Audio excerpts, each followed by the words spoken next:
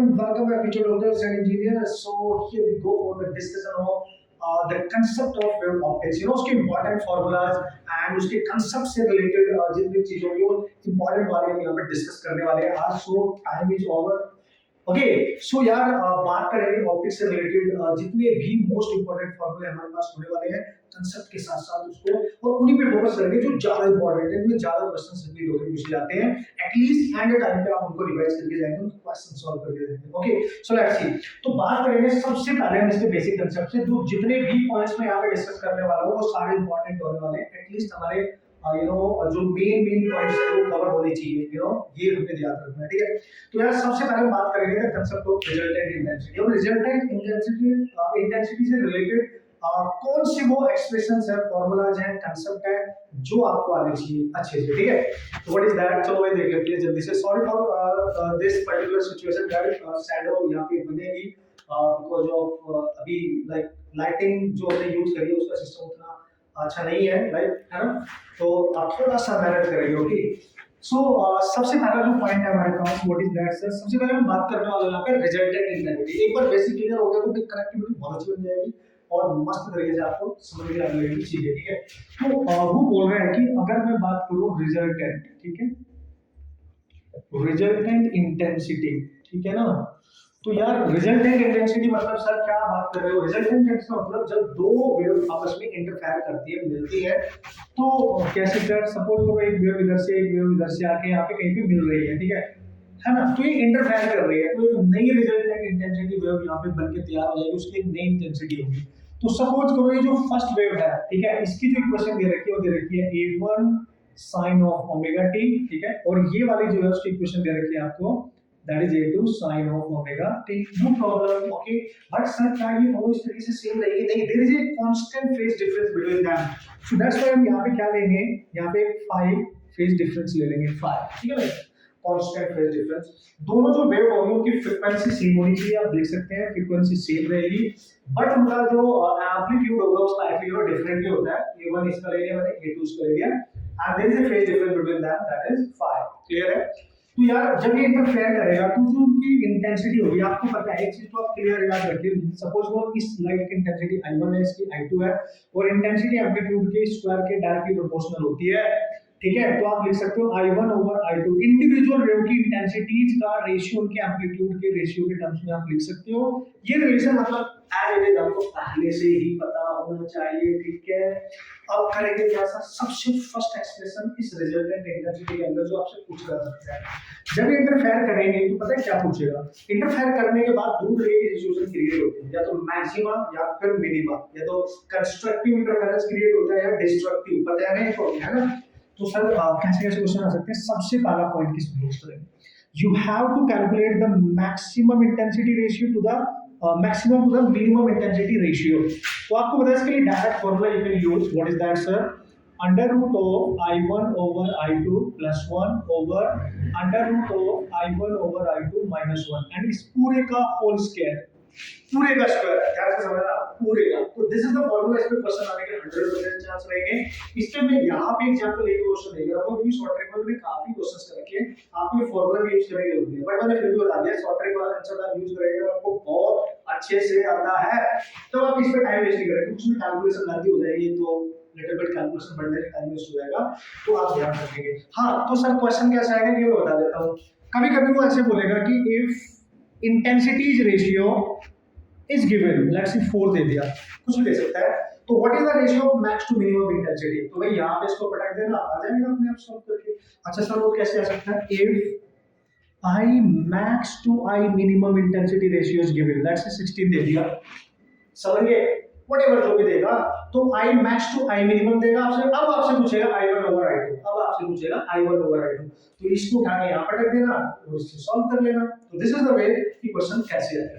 अभी मैं additional question नहीं ले रहा हूँ, क्वेश्चन मैंने डिस्कस कर रखे हैं. आप ये समझ जाएंगे कि क्वेश्चन बन चुका है, ठीक है. अच्छा सर दूसरा एक्सप्रेशन क्या हो सकता है इसके लिए. दूसरा most important expression, most important, the relation between the resultant intensity जो भी यहाँ से आएगी, अगर वो मैंने लिखी नहीं है लिख देता हूँ. I1 plus I2 plus 2 under root में I1 I2 into cos of phi, ठीक है. Actually this is the actual formula of resultant intensity. है ना, इस वेव की इंटेंसिटी इस वाले की इंटेंसिटी 2 √I/2 cos phi, ठीक है ना। तो ये इंटरफेरिंग टर्म इसको माना जाता है फेज डिफरेंस, तो आपको भैया फाई है। तो आई जो होगी रिजल्टेंट इंटेंसिटी, अगर मैं इसको मैक्सिमम के टर्म्स में लिखूं तो that is very very important. इसके बाद है ना, ये तो है इंपॉर्टेंट, तो क्या होगा sir, I is equal to I max, ठीक है, इनटू कॉस ऑफ स्क्वायर 5/2। याद रखना, इसको याद रखना बहुत इंपॉर्टेंट, इसको याद रखना बहुत इंपॉर्टेंट फॉर्मूला होने वाला है हमारे लिए, ठीक है। इस पे क्वेश्चन मैं जरूर कराऊंगा बेहतरीन तरीके से, ठीक है। आप फिर अच्छी प्रैक्टिस करेंगे, ठीक है। तो रिजल्टेंट इंटेंसिटी से रिलेटेड आपका जो क्वेश्चन आने के चांसेस, मैं जल्दी से आपको बता देता हूँ कहाँ से आने के चांसेस है। या तो यहाँ से क्वेश्चन आएगा, मैक्स टू मिनिमम रेशियो पूछ लेगा, या ये गिवन होगा तो I1 I2 पूछ लेगा। ये क्वेश्चन बन गए दो आपके पास, ठीक है। यू कैन सॉल्व, आप इनका एग्जांपल मान के सॉल्व करना, मेरे को बताना क्या आंसर आ रहा है, बताना जरूर दोस्त, ठीक है। अब ये इंपॉर्टेंट है, ये किसमें रिलेशन है, देखो intensity in terms of maximum intensity. अब इसके क्वेश्चंस कैसे करेंगे, बहुत बेहतरीन क्वेश्चन आते हैं। आपसे पूछेगा ये इंटेंसिटी बताओ, अगर फेज डिफरेंस इतना है, यानी ये गिवन होगा, फाई गिवन होगा, but if phi is not given, phi is not given, तो क्या करेंगे सर, अगर फाई नहीं दे रखा है तो आई कैसे निकालेंगे, आई मैक्स गिवन होती है, ध्यान रखना, आई मैक्स गिवन होती है कहीं ना कहीं, ठीक है। या तो रेशियो पूछ लेगा या आई मैक्स दे देगा कुछ ना कुछ, ठीक है। तो वो बोलता है कि अगर फाई नहीं दे रखा है तो भाई याद रखियो फाई इज इक्वल टू होता है फेज डिफरेंस, लिखो इसको, या फाई लिखो, फेज डिफरेंस ही होता है, तो इसको हम लिख सकते हैं 2π/λ इनटू डेल्टा एक्स, ठीक है। ये वेरी वेरी इंपॉर्टेंट एक्सप्रेशन आपने पढ़ा था, ये +1 में वेव जब हमने वहां पे पढ़ा था प्लस में, ठीक है। तो that is 2π/λ and that is delta x. Delta x क्या है सर, यहाँ पाथ डिफरेंस, क्लियर है। और इसमें हम सारा खेल ही इसमें पाथ डिफरेंस का ही है, इंटरफेरेंस में जो सारा खेल है ना, इंटेंसिटीज बनने का मैक्स या मिनिमम व्हाटएवर जो भी बन रही है, वो सब पाथ डिफरेंस का ही तो खेल है। तो यार आपको गिवन होगा पाथ डिफरेंस, तो पाथ डिफरेंस गिवन होगा, यहाँ पुट करना फाई आ जाएगा, यहाँ पुट करना इंटेंसिटी आ जाएगी। This is how you can approach the question, ठीक है। ये याद रखियो, ठीक है। तो पहला पॉइंट हमारा ये होगा, this is one first point you can say, okay. अब इसके क्वेश्चन डिस्कस कर लेंगे, आपका फंडा क्लियर हो जाएगा, ठीक है। ओके दोस्तों, तो ये आपका फर्स्ट क्वेश्चन है जो कंसेप्ट पढ़े, उसको जल्दी से अप्लाई करके देख लेते हैं किस टाइप के क्वेश्चन आते हैं। दो कैटेगरी यहाँ पे कंसेप्ट मैंने डिस्कस करे हैं, एक क्वेश्चन मैंने एग्जांपल के तौर पे आपको बता दिया है, दूसरा कैसे आएगा उसको देख लो आप। क्वेश्चन आप पढ़ेंगे जल्दी से, बढ़िया से, आराम से, ठीक है। What is that, in a young double slit experiment, intensity at a point where the path difference is λ/6, यानी पाथ डिफरेंस दे दिया आपको, ठीक है सर, इज आई, ठीक है। जहां पे पाथ डिफरेंस λ/6 है, वहां पे जो इंटेंसिटी है वो आई है, ऐसे उसने बोला है। और उसने बोला है जो आई नोट है वो मैक्सिमम इंटेंसिटी को डिनोट कर रही है। Then what is the ratio of I over I naught, यानी आपसे पूछा गया है आई ओवर आई नॉट का रेशियो था। आई नॉट को माना उसने मैक्सिमम इंटेंसिटी, समझ गए होंगे आप। अब आपके दिमाग में तुरंत आ गया होगा यार, वो तेरी यार सर इसमें तो वही वाला फॉर्मूला यूज करना है, कौन से वाला, I is equal to I max into cos of square 5/2, करना है कि नहीं है, देख लो आप। दिस आई मैक्स दे दिया आपको आई नॉट, तो सिंपली यू कैन राइट, इसको नीचे लेके आओगे तो आई नॉट बन गया, तो यहां बचेगा डायरेक्टली स्क्वायर 5/2, क्लियर। अब 5 is not given in the question, so sir क्या दे रखा है, पाथ डिफरेंस, तो और यहां निकाल लो, तो भाई 5 इक्वल टू क्या होता था 2π/λ इनटू डेल्टा एक्स, और डेल्टा एक्स कितना दे रखा है आपको λ/6, तो λ/6 ये कैंसिल, तो 5 आ गया π/3, ठीक है। You can see this is π/3, ठीक है। अब यार 5 जो आ गया है इसको यहाँ पे पटक दो, तो क्या बनेगा सर, आराम से देखते जाएं आप, आराम से, ठीक है। तो ये बनेगा π/3, 2 पहले से तो 6 हो जाएगा। तो यार cos में π/6 क्या होता है, तो cos में π/6 होता है cos 30 वाली क्या होती है √3/2, और इसका स्क्वायर भी है, तो √3/2 का स्क्वायर कर दो यानी 3/4, सो दिस रेशियो इज 3/4, है ना। This is your answer, just check out the options and this is how you can use the concept to solve the problem. मैं डिफरेंट टाइप से लैंग्वेज यही रहेगी, इसी तरह के क्वेश्चन सॉल्व कर सकते हैं, बस आपको कांसेप्ट और फार्मूले वेरी इंपॉर्टेंट याद होनी चाहिए, ठीक है। तो अप्रोच मैं आपको सिखा रहा हूँ, आप ऑप्शन चेक करें, आपका क्वेश्चन बन जाएगा इजीली, है ना। अब चलेंगे next point number 2, that is really important, जो आपके लिए बहुत जरूरी है, मतलब 100% वहां से क्वेश्चन जरूर आएगा, ऑब्वियसली एग्जाम भी आता है, यंग्स डबल स्लिट एक्सपेरिमेंट। तो गाइस हम बात करेंगे यंग्स डबल स्लिट एक्सपेरिमेंट, क्योंकि वो सब बात करेंगे नेक्स्ट इंपॉर्टेंट पॉइंट की, point number 2, that is YDSC Young's double slit experiment से related all the important formulas and concept ध्यान से देखना 100% क्वेश्चन ध्यान से आने के चांस होते हैं।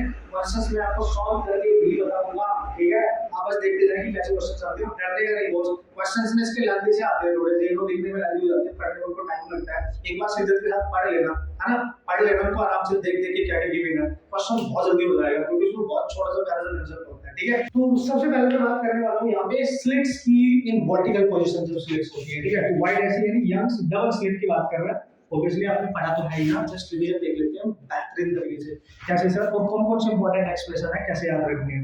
सपोज करो ये आपने यहाँ पे स्लिट बनाई और ये वर्टिकल पोजीशन में रखी हुई है, ध्यान से समझिए सर कैसे, मतलब हमें कैसे पता चलेगा कौन सी सिचुएशन है। दो सिचुएशन यहाँ इंपॉर्टेंट होती है, ये सबसे ज्यादा चीजें फोकस करता है। जो दूसरी सिचुएशन है जिसमें स्लिट्स स्क्रीन के परपेंडिकुलर होती है, उसमें जेईई के क्वेश्चंस आते हैं 100%। कंसेप्ट बता दूंगा, क्वेश्चन प्रीवियस ईयर पे जाके सॉल्व कर लेना, ठीक है। तो इसके सामने ही आपको पता है बॉस स्क्रीन रखी होगी, ठीक है। इसके सामने ही स्क्रीन रखी होगी और जो स्लिट्स है और स्क्रीन के बीच की जो डिस्टेंस है कैपिटल डी से डिनोट की जाती है। तो यार ये पहली स्लिट है, दूसरी स्लिट है आपके पास, ठीक है। तो S1 S2 आप नाम दे सकते हो इनको, और इनके बीच की जो डिस्टेंस है उसको स्मॉल डी से ऑब्वियसली रिप्रेजेंट करते हैं, ठीक है। तो यहाँ पे क्या करने वाले हैं, यू नो एक मोनोक्रोमेटिक लाइट का यूज करेंगे, सोर्स का यूज करेंगे और वो सोर्स यहाँ से इससे लाइट देगा। तो डायरेक्ट मैं कंसोल पे आ रहा हूँ, ठीक है।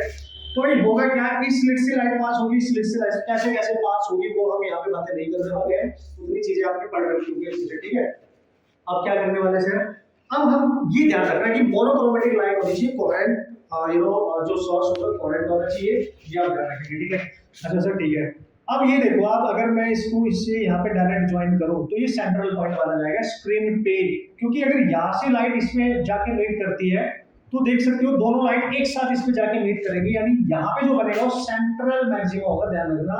और सेंट्रल मैक्सिमम का पार्ट डिफरेंस हमेशा 0 होता है, पार्ट डिफरेंस 0 होता है, फेज भी 0 ही होगा, फेज डिफरेंस भी 0 ही होगा, ठीक है। दोनों लाइट यहाँ से एक साथ पहुंचेगी, कोई गैप नहीं रहेगा, क्योंकि उनका जो पार्ट है ना उसकी जो लेंथ है वो सेम है, लेकिन वो होता है यहाँ पे बनेगा सेंट्रल मैक्सिमम, ठीक है। इंटेंसिटी मैक्सिमम होगी, आप ध्यान से देखिए, बस सेंट्रल मैक्सिमम का जो पार्ट डिफरेंस है वो 0 है। अब यार अगर पार्ट डिफरेंस 0 है इसका मतलब सर यहाँ पे जो फ्रिंजेस बनेंगे यहाँ पे वो कब बनेगी, जब पाथ डिफरेंस क्रिएट होगा। वो जो डार्क फ्रिंज बनती है, इंटरफेरेंस जब क्रिएट होता है, ठीक है। पाथ डिफरेंस यहाँ पे जरूरी है, यानी इसमें सबसे इंपॉर्टेंट पॉइंट है how to calculate the path difference, okay. तो करने का ऐसा देख सकते हो आप, ये जो स्लिट्स हैं ये स्क्रीन के पैरेलल है, दिस इज द सिचुएशन। और जो एक्सपेरिमेंट हम कर रहे हैं वो एयर में कर रहे हैं, मतलब किसी पर्टिकुलर मीडियम में नहीं कर रहे हैं, ठीक है। ये मान के चल रहे हैं। तो यार यहाँ से अगर कोई लाइट यहाँ पे मीट करती है और यहाँ से कोई लाइट आके यहाँ पे दोनों इंटरफेयर कर जाती है, तो ये लाइट यहाँ से आ रही है, तो सेंट्रल मैक्सिमा से कितने ऊपर जाके, है ना, वो मीट कर रही है, उसकी पोजीशन को हम मान लेते हैं y, यानी जो फ्रिंज यहाँ पे बनेगी that is the position of the fringe, that is called as you know fringe position, जिसको हम y से डिनोट करेंगे। बट हमें ये नहीं पता होता है कि p पॉइंट पे मैक्सिमम इंटेंसिटी क्रिएट होगी या मिनिमम, मतलब ब्राइट फ्रिंज बनेगी या डार्क फ्रिंज बनेगी। तो सब लोग किससे डिसाइड करेंगे, पाथ डिफरेंस। तो सबसे पहले हम क्या करेंगे, ध्यान से समझो, रटना नहीं है, कंसेप्ट को समझ के तो मजा आ जाएगा, ठीक है।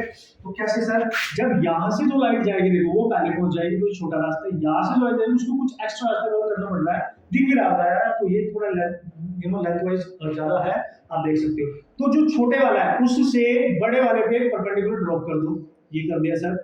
तो ये 90 डिग्री में यहाँ पे ड्रॉप करेंगे, तो यहाँ से लेके यहाँ तक लेट्स से ये पॉइंट P है और ये कुछ Q मान लो आप, ठीक है। यहाँ से यहाँ तक की जो एक्स्ट्रा डिस्टेंस ये कवर कर रहा है इसी को बोलते हैं इसका पाथ डिफरेंस, ओके कूल, ठीक है। और हम क्या मानेंगे, ये जो एंगल बनेगा हमारे पास ये यहाँ पे इस परपेंडिकुलर जो स्लिट के साथ एंगल बनाएगा दैट इज थीटा, और इसके सेंटर पॉइंट से यहाँ पे जब मैं इसको ज्वाइन करूंगा तो ये एंगल भी थीटा ही होता है। आप उस पर ज्यादा ध्यान से फोकस करें, ठीक है, मैं क्या बात कर रहा हूँ। तो यार ये पाथ डिफरेंस याद रखना, और अगर आपको कैलकुलेट करना नहीं आता है, आपके पास टाइम नहीं है, तो कैसे याद रखना मैं बता रहा हूँ, ठीक है। अगर स्लिट्स स्क्रीन के पैरेलल है तो डेल्टा x हमेशा d, ये जो d है इनटू sin थीटा के इक्वल होगा, ध्यान से समझना। अगर स्लिट्स स्क्रीन के पैरेलल है, ठीक है, तो ये डेल्टा x जो है वो d sin थीटा ही आएगा हमेशा कैलकुलेट करने के बाद, आप ट्रायंगल यूज कर लो यार, यही आएगा, ठीक है। तो सर अब क्या करेंगे, अब सारा खेल में पाथ डिफरेंस का ही है दोस्तों, सब कुछ इसी का खेल है, ठीक है ना। तो यू हैव टू रिमेंबर कि यार सर अगर इस पॉइंट पे P पर मैक्सिमम इंटेंसिटी क्रिएट हो रही है, मतलब ब्राइट फ्रिंज बन रही है, तो क्या करेंगे, तो डेल्टा x जो होगा ना फॉर ब्राइट फ्रिंजेस है ना, ब्राइट फ्रिंजेस के लिए जो डेल्टा एक्स होएगा, याद समझ जाना। तो ब्राइट फ्रिंजेस के लिए डेल्टा एक्स क्या लेंगे सर, एन लैम्डा, ठीक है, बस इतना ध्यान रखियो, ठीक है। और एन की जो वैल्यू स्टार्ट होगी वो 0 से स्टार्ट होगी, 1 2 3, ये भी ध्यान रखना है बॉस, ये भी ध्यान रखना है, एंड सो ऑन, ठीक है। एंड डेल्टा एक्स अगर इस पॉइंट पी पे ब्राइट की जगह डार्क फ्रिंजेस बनने लगी, डार्क, ओके, तो फिर डेल्टा लेंगे हम 2 and -1 लैम्डा बाय 2, और जो n की वैल्यू है वो 1 से स्टार्ट होंगी बॉस, 1 से, है ना, बहुत आराम से आप देखते जाए, कोई दिक्कत वाली बात नहीं है ना। बहुत जरूरी है कि क्लियर होना चाहिए कंसेप्ट, इससे आने वाला क्वेश्चन बहुत इजी होता है, आप देखते जाइए बस। तो सर करेंगे कैसे, बहुत आसानी से आप निकाल सकते हैं, पाथ डिफरेंस आपके दिल दिमाग में बिल्कुल क्लियर होना चाहिए। सबसे पहला क्वेश्चन से यहाँ से पूछा जाता है एंगुलर पोजीशन, जो ब्राइट फ्रिंज बन रही है उसकी एंगुलर पोजीशन क्या होगी, भाई यहाँ से निकाल लेना, ठीक है, यहाँ से निकाल लेना। तो क्या क्या फॉर्मूले आपसे पूछे जा सकते हैं, हम ध्यान से देख लीजिए, लिस्ट बना रहा हूँ बढ़िया तरीके से। अगर पूछा angular position, come on guys, angular position sir किसकी, ब्राइट फ्रिंज की या डार्क फ्रिंज की। तो सपोज करो मैं ब्राइट के लिए लिख रहा हूँ, तो मैं क्या लिखूंगा, एंगुलर पोजीशन का मतलब थीटा निकालना है, थीटा थीटा थीटा, तो डेल्टा एक्स की जगह क्या लिखूंगा, एन लैम्डा, तो मैं लिखूंगा d sin theta is equal to n lambda, और थीटा अगर बहुत स्मॉल है ना, अगर थीटा दे रखा है और लैम्डा वगैरह d वगैरह पूछ रहा है तो कोई टेंशन नहीं, अगर थीटा बहुत स्मॉल है तो साइन को रिप्लेस कर देंगे ना, तो थीटा कितना आएगा यहाँ से, n लैम्डा बाय d। पहला क्वेश्चन आने के चांस है यहाँ से, ये तब है जब वो एयर पे है, ठीक है ना, तब है जब वो एयर पे है। अच्छा सर अगर n की वैल्यू नहीं बताएगी तो 1 लेंगे, मिनिमम के लिए 1 लेंगे, ठीक है, क्लियर है, 1 ले लेंगे आप, ठीक है। तो फर्स्ट जो आपकी एंगुलर पोजीशन आ जाएगी n 1 पे आ जाएगी। अब यहाँ से आप कैलकुलेट कर सकते हैं सर, और क्या आ सकता है सर, और क्या क्वेश्चन पूछे जा सकते हैं, आप आ रहे हैं धीरे धीरे धीरे धीरे क्या करेंगे, पोजीशन, वेरी इंपॉर्टेंट। अगर किसी से पूछेगा पोजीशन ऑफ ब्राइट फ्रिंज कहां पे बन रही है ब्राइट फ्रिंज, तो पोजीशन कैलकुलेट करने के लिए ब्राइट फ्रिंज का ही ले लो, delta x into d by d से कर दो मल्टीप्लाई, बस इतना ध्यान रखना, रखने की भी जरूरत नहीं है बॉस, इतना ध्यान रखना। डेल्टा एक्स अलग से याद रखना, उड़ा डालेंगे तो क्या करेंगे सर, देखो तो यार फॉर्मूला क्या बनेगा, डेल्टा एक्स होता है n लैम्डा, तो n लैम्डा और d बाय d, ये बन गया expression. This is the position by which you, by using this formula you can solve the problem and you can calculate the position of the bright fringes, कहां बनेगी, इसी का use करना है। n की वैल्यू पुट करो, अगर n 0 put करोगे तो सेंटर पे बन जाएगी, 1 पुट करोगे तो इससे थोड़ा ऊपर नहीं बन जाएगी, फर्स्ट फिर 2 पुट करोगे तो नेक्स्ट सेकंड मैक्सिमम की पोजीशन आपको मिल जाएगी, थर्ड, फिर 4 एंड सो ऑन, इसी तरीके से आप निकाल सकते हो। अच्छा सर अगर डार्क फ्रिंज की पोजीशन निकालनी हो तो डार्क फ्रिंज की पोजीशन आप निकाल सकते हैं, डेल्टा एक्स को डार्क फ्रिंज ले लेंगे into obviously d by d, d आपको होता है यार the distance between the slit and the screen, small d क्या है, स्लिट्स की डिस्टेंस है। क्लियर हो रहा है कि नहीं, आराम से देखते जाना, ठीक है। तो यार यहाँ पे आप पुट अप कर सकते हो डार्क फ्रिंज के लिए, sir what is that, 2n - 1 lambda by 2 d by d। n की वैल्यू का बस ख्याल रखना है, जब डार्क की बात करेंगे तो n 1 से स्टार्ट होगा, ठीक है। तो यहाँ पे जो n है वो कहाँ से स्टार्ट होगा, 1 2 3, यानी 1 पे मिलेगी फर्स्ट डार्क फ्रिंज, ठीक है ना, 1 पे मिलेगी फर्स्ट डार्क फ्रिंज। तो यहाँ पे एक पैटर्न क्रिएट हो जाएगा, ध्यान से समझना, वो पैटर्न क्रिएट हो जाएगा, ये सेंट्रल है, सेंट्रल के जस्ट बाद मिलेगी फर्स्ट डार्क फ्रिंज, उसके जस्ट बाद मिलेगी फर्स्ट ब्राइट फ्रिंज, फिर उसके जस्ट बाद मिलेगी सेकंड डार्क फ्रिंज, फिर मिलेगी आपको सेकंड ब्राइट फ्रिंज, अल्टरनेटिवली ये पैटर्न क्रिएट हो जाता है। आप लोग कुछ करके देख सकते हैं, पोजीशन खुद बता देगी कि कौन सी कहां लाइन कर रही है। आप इतना याद रखिए सर, मेन हमारे पास formula very important, very important, ये आपने याद रखने। अब इसके बाद यहाँ पे जो नेक्स्ट एक्सप्रेशन आपसे पूछे जाने के चांस है वो क्या है सर, ये हो गया हमारा डार्क फ्रिंज के लिए, ठीक है, ये हो गया एंगुलर पोजीशन के लिए, 1 2 3, क्लियर है, पोजीशन के फॉर्मूले हमारे क्लियर है बॉस, ठीक है। अब वो पता है क्या बोलते हैं, वो बोलते हैं कि जैसे फर्स्ट डार्क थी और ये सेकंड डार्क थी, तो इन दोनों के बीच की डिस्टेंस बताओ, या जो फर्स्ट ब्राइट थी और ये सेकंड ब्राइट थी, इनके बीच की डिस्टेंस बताओ, इसको बोलते हैं फ्रिंज विड्थ, समझ गए, इसको बोलते हैं फ्रिंज विड्थ, ठीक है, फ्रिंज विड्थ है ना, इसको बोलेंगे फ्रिंज विड्थ। तो फ्रिंज विड्थ अगर आपसे पूछा था distance between two positive maxima या मिनिमा, क्लियर है, ये ध्यान रखियो, है ना। फ्रिंज विड्थ होती है कि एक ब्राइट अगर यहाँ बनी है तो दूसरी कहाँ बनी है, उनके बीच की डिस्टेंस बताओ, एक डार्क अगर यहाँ बनी है दूसरी यहाँ बनी है, उनके बीच की डिस्टेंस बताओ, दोनों के लिए सेम होती है, कोई प्रॉब्लम नहीं है। तो बीटा जो होगा हमारे पास दोनों के लिए, ब्राइट के लिए भी डार्क के लिए भी सेम होती है। What is that sir? Lambda D by D. ध्यान रखना ये doesn't depend upon L, L पे डिपेंड नहीं करती, only depend upon lambda D and D. अब इससे क्वेश्चन क्या आ सकता है सर? भाई बेहतरीन है ये तब है अगर वो किसी एयर वगैरह में हम एक्सपेरिमेंट कर रहे हैं, अगर किसी मीडियम में कर देते हैं, इन एनी मीडियम, अगर आप किसी मीडियम में एक्सपेरिमेंट कर रहे हो तो बीटा जो होगा ना, देखो यहाँ पे डायरेक्टली प्रोपोर्शनल है लैम्डा के, तो beta is directly proportional to lambda, और लैम्डा इनवर्सली प्रोपोर्शनल होता है म्यू के रिफ्रैक्टिव इंडेक्स के। तो अगर मैं यहाँ से रिलेशन बनाऊं कि beta in air over beta in medium, ठीक है, और ये म्यू इनवर्सली प्रोपोर्शनल है, तो मीडियम का रिफ्रैक्टिव इंडेक्स ऊपर जाएगा, एयर का नीचे आएगा। So this is the formula, you can use this to solve the problem. Ultimately beta medium कुछ भी हो, वाटर भी दे सकता है, कुछ और भी दे सकता है, तो बीटा इन मीडियम आप निकाल सकते हो, यहाँ जाएगा, ये नीचे आएगा, तो जो एयर में बीटा दे रखा होगा, म्यू जो होगा मीडियम का, उससे डिवाइड कर देंगे और आपका क्वेश्चन यहीं से सॉल्व हो जाएगा। इसमें काफी क्वेश्चन आए हैं, काफी अच्छे से क्वेश्चंस में पूछे गए हैं आपके एग्जाम में। सिमिलरली एंगुलर पोजीशन को भी आप ध्यान से देखो, very important, very very very important. ये भी लैम्डा के डायरेक्टली प्रोपोर्शनल है, यानी लैम्डा इनवर्सली प्रोपोर्शनल होता है म्यू के, तो ये भी म्यू के इनवर्सली प्रोपोर्शनल होता है। तो मैं लिखूंगा theta in air, theta in any medium, अगर मीडियम में एक्सपेरिमेंट को मैं कर रहा हूं, ठीक है, तो कैसे लिखूंगा सर? म्यू इन मीडियम और म्यू इन एयर। इस रिलेशन का यूज करके you can solve the type of problem. Very very important, काफी बार इस पे क्वेश्चन आया मेंस और नीट के एग्जाम में। मैं करूंगा आराम से आपको दिखाऊंगा, तो ये सारी चीजें ना बढ़िया तरीके से रिवाइज करके जाए, कोई टिपिकल नहीं है यार, इजी है, बस आप नोट्स देख लो आप कैसे करते हैं, ठीक है ना, इजी है। तो इस तरीके से आप डिस्कशन कर सकते हैं इन सारे कांसेप्ट्स का, नो प्रॉब्लम एट ऑल, ठीक है।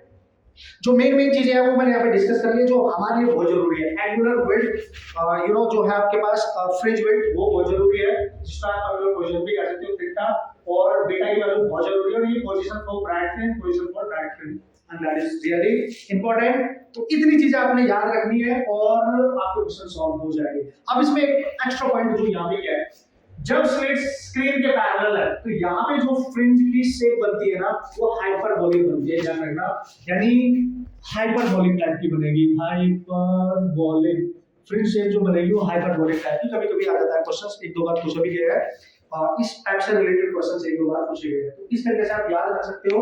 और इसके कुछ एक्स्ट्रा पॉइंट्स और भी हैं, उनको मैं नेक्स्ट पॉइंट में ही कवर करूंगा, पहले कुछ क्वेश्चन डिस्कस कर लेते हैं, ठीक है। ओके, हम एक क्वेश्चन डिस्कस कर लेते हैं, एक या दो क्वेश्चन डिस्कस करूंगा एक छोटा सा पॉइंट डिस्कस करने के बाद। Okay, so this is important problem, और इस टाइप के क्वेश्चंस काफी देखे गए दो एग्जाम में, काफी बार रिपीट हो गया है, थोड़ा लेंथी है पढ़ने में, आप बस आराम से एक बार उसको पढ़ो, उसका डेटा लिख ले लो। जब आप पढ़ते हो उसको फटाफट फटाफट मत पढ़ा करो, उसको आराम से पढ़ा करो, और उसमें गिवन इंफॉर्मेशन होती है उसको अंडरलाइन करो, उसको नोट करो जल्दी से तुरंत, फिर देखो कि क्या पूछा गया, फिर दिमाग लगाओ कि कांसेप्ट क्या है, तुरंत अप्लाई करो formula. This is the way actually, है ना।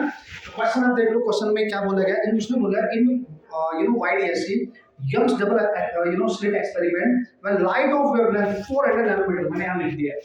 उसने बोला एक लाइट यूज की गई जिसकी वेवलेंथ है 400 नैनोमीटर, और जो वहाँ पे फ्रिंजेस बन रही है वो स्क्रीन पे बन रही है, और स्क्रीन की जो डिस्टेंस है वो 1 मीटर अवे है स्लिट से, और जो फर्स्ट मिनिमा का जो एंगुलर फ्रिंज विड्थ दे रखा है, दिस इज फर्स्ट मिनिमा, और फर्स्ट मिनिमा जहां पे भी बन रहा होगा उसकी एंगुलर एंगुलर फ्रिंज विड्थ दे रखी है, फ्रिंज विड्थ आपको दे रखी है, और मैंने अभी बताया था आपको फ्रिंज विड्थ जब एंगुलर होगी तो कैसे करना है, ठीक है।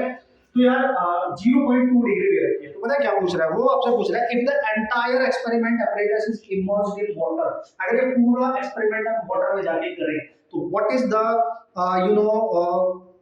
फर्स्ट मिनिमम एंगुलर विड्थ, तो बताओ अब ये एंगुलर विड्थ क्या होगी। ये तब है जब एयर में कर रहे थे, अगर वाटर में कर रहे थे तो क्या होगी, देखो भाई अभी बताया था मैंने आपको।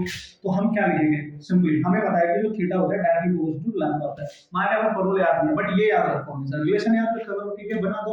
लैम्डा म्यू के इनवर्सली प्रोपोर्शनल होता है, तो थीटा जब एयर में है तो एयर वाला ले लेंगे, थीटा जब वाटर में है तो वाटर डिवाइड करेंगे ना, म्यू इनवर्सली प्रोपोर्शनल, तो म्यू ऑफ वाटर ऊपर जाएगा, म्यू ऑफ एयर नीचे जाएगा, और ये बन जाता है। तो थीटा इन वाटर आप निकालोगे तो कैसे आएगा सर, ये नीचे आएगा theta in air over mu, ठीक है, पुट कर दो, देखो डायरेक्टली हो जाएगा। अगर आराम से आपने पेशेंस के साथ क्वेश्चन को पढ़ा तो आराम से क्वेश्चन हो जाएगा। ये कितना दे रखा है 0.2 डिग्री, ये कितना है 4/3, if not given the question हमें पता होता है रिफ्रैक्टिव इंडेक्स वाटर क्या होता है, ठीक है। सिंपल लेके जाओ 0.6/4, कैंसिल कर सकते हो 0.3/2। अच्छा सर अब क्या आएगा, तो आपको दिख रहा होगा वाटर में जो फ्रिंज विड्थ होगी एंगुलर वो होगी, पॉइंट तो पहले से है, दिस इज 0.15 है ना, इतना ही होना चाहिए यार, इतने डिग्री 0.15 डिग्री है ना, 3 को 2 से डिवाइड करो यार, यही आना चाहिए। हाँ यही है, आप देख लो, हियर इज द ऑप्शंस, आप देखो किस तरीके से सॉल्व करना है। तो बेसिक सा कांसेप्ट है, बेसिक सा फॉर्मूला है, बस पेशेंस के साथ क्वेश्चंस को अटेम्प्ट करना है, आराम से डेटा नोट करके। एक क्वेश्चन में और डिस्कस करूंगा, पर उससे पहले उसके पॉइंट है इंपॉर्टेंट, उसको मैं जल्दी से यहाँ डिस्कस कर लूं, ठीक है। ओके तो अब ये पॉइंट नंबर 3 में मान सकता हूं, मतलब कॉन्सेप्ट तो पीछे वाली रहेगा, वाईएससी बी की बात कर रहे हैं हम, लेकिन फिर भी हम इसको देख लेते हैं कि कैसे इसमें क्या कॉन्सेप्ट यूज हो रहा है। ये बहुत इंपॉर्टेंट माना जाता है, ठीक है, इसमें सारे कॉन्सेप्ट आप यूज कर सकते हो जितने भी अभी तक आपने पढ़े हैं।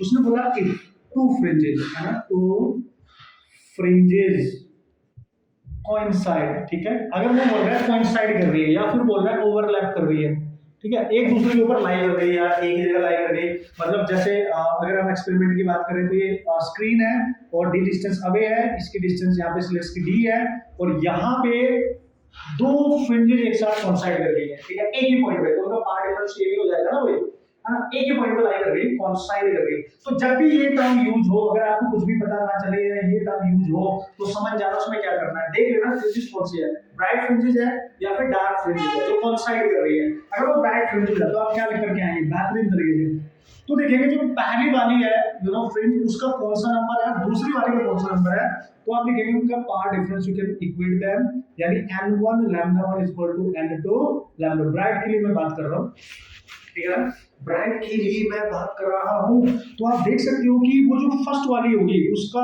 कौन सा नंबर है ना, और वेवलेंथ उसकी गिवन होगी ऑब्वियसली, और दूसरी वाली जो होगी उसका कौन सा नंबर है जो कोइंसाइड कर रहा है, हो सकता है फर्स्ट की सेकंड यू नो मैक्सिमा और सेकंड वाले की फोर्थ मैक्सिमा आपस में कोइंसाइड कर जाए, या फर्स्ट की फिफ्थ मैक्सिमा सेकंड वाले की 11th मैक्सिमा आपस में कोइंसाइड कर जाए, दोनों की वेवलेंथ अलग अलग गिवन होगी, तो वहां से हम रिलेशन यूज करेंगे, दिस इज द रिलेशन, ठीक है। तो हमें बताया जा सकता है, पूछा जा सकता है कि बताओ जहां पे कोइंसाइड कर रही है सेंट्रल मैक्सिमा से कितनी डिस्टेंस अवे वो कोइंसाइड कर रही है, व्हाट इज द पोजीशन, तो सर किसकी पोजीशन पूछेगा, या तो फर्स्ट वाली जो मिनिमम वाली पोजीशन होगी वो पूछ लेगा, मैक्सिमम वाली पोजीशन होगी वो पूछ लेगा, ठीक है, that will depend upon and आपका कौन सा वो यूज करा रहा है, तो इसी पे डिपेंडेंट एक क्वेश्चन सॉल्व करेंगे और आपका आंसर हो जाएगा एकदम क्लियर कि क्वेश्चन किस तरीके से आएगा और किस तरीके से क्वेश्चन को आप सॉल्व कर सकते हैं, ठीक है।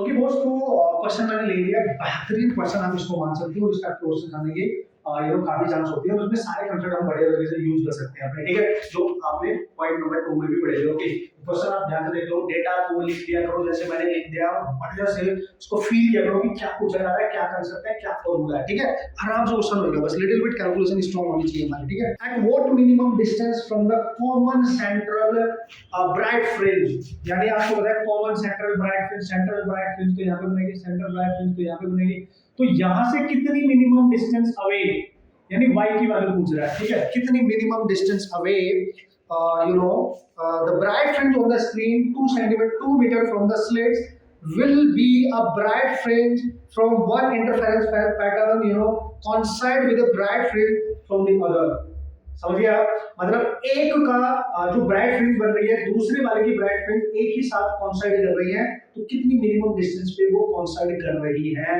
तो सेम केस आ गया कि नहीं कोइंसाइड वाला है, आप भी पढ़ो ध्यान से, तो सब कैसे करेंगे, ठीक है ना।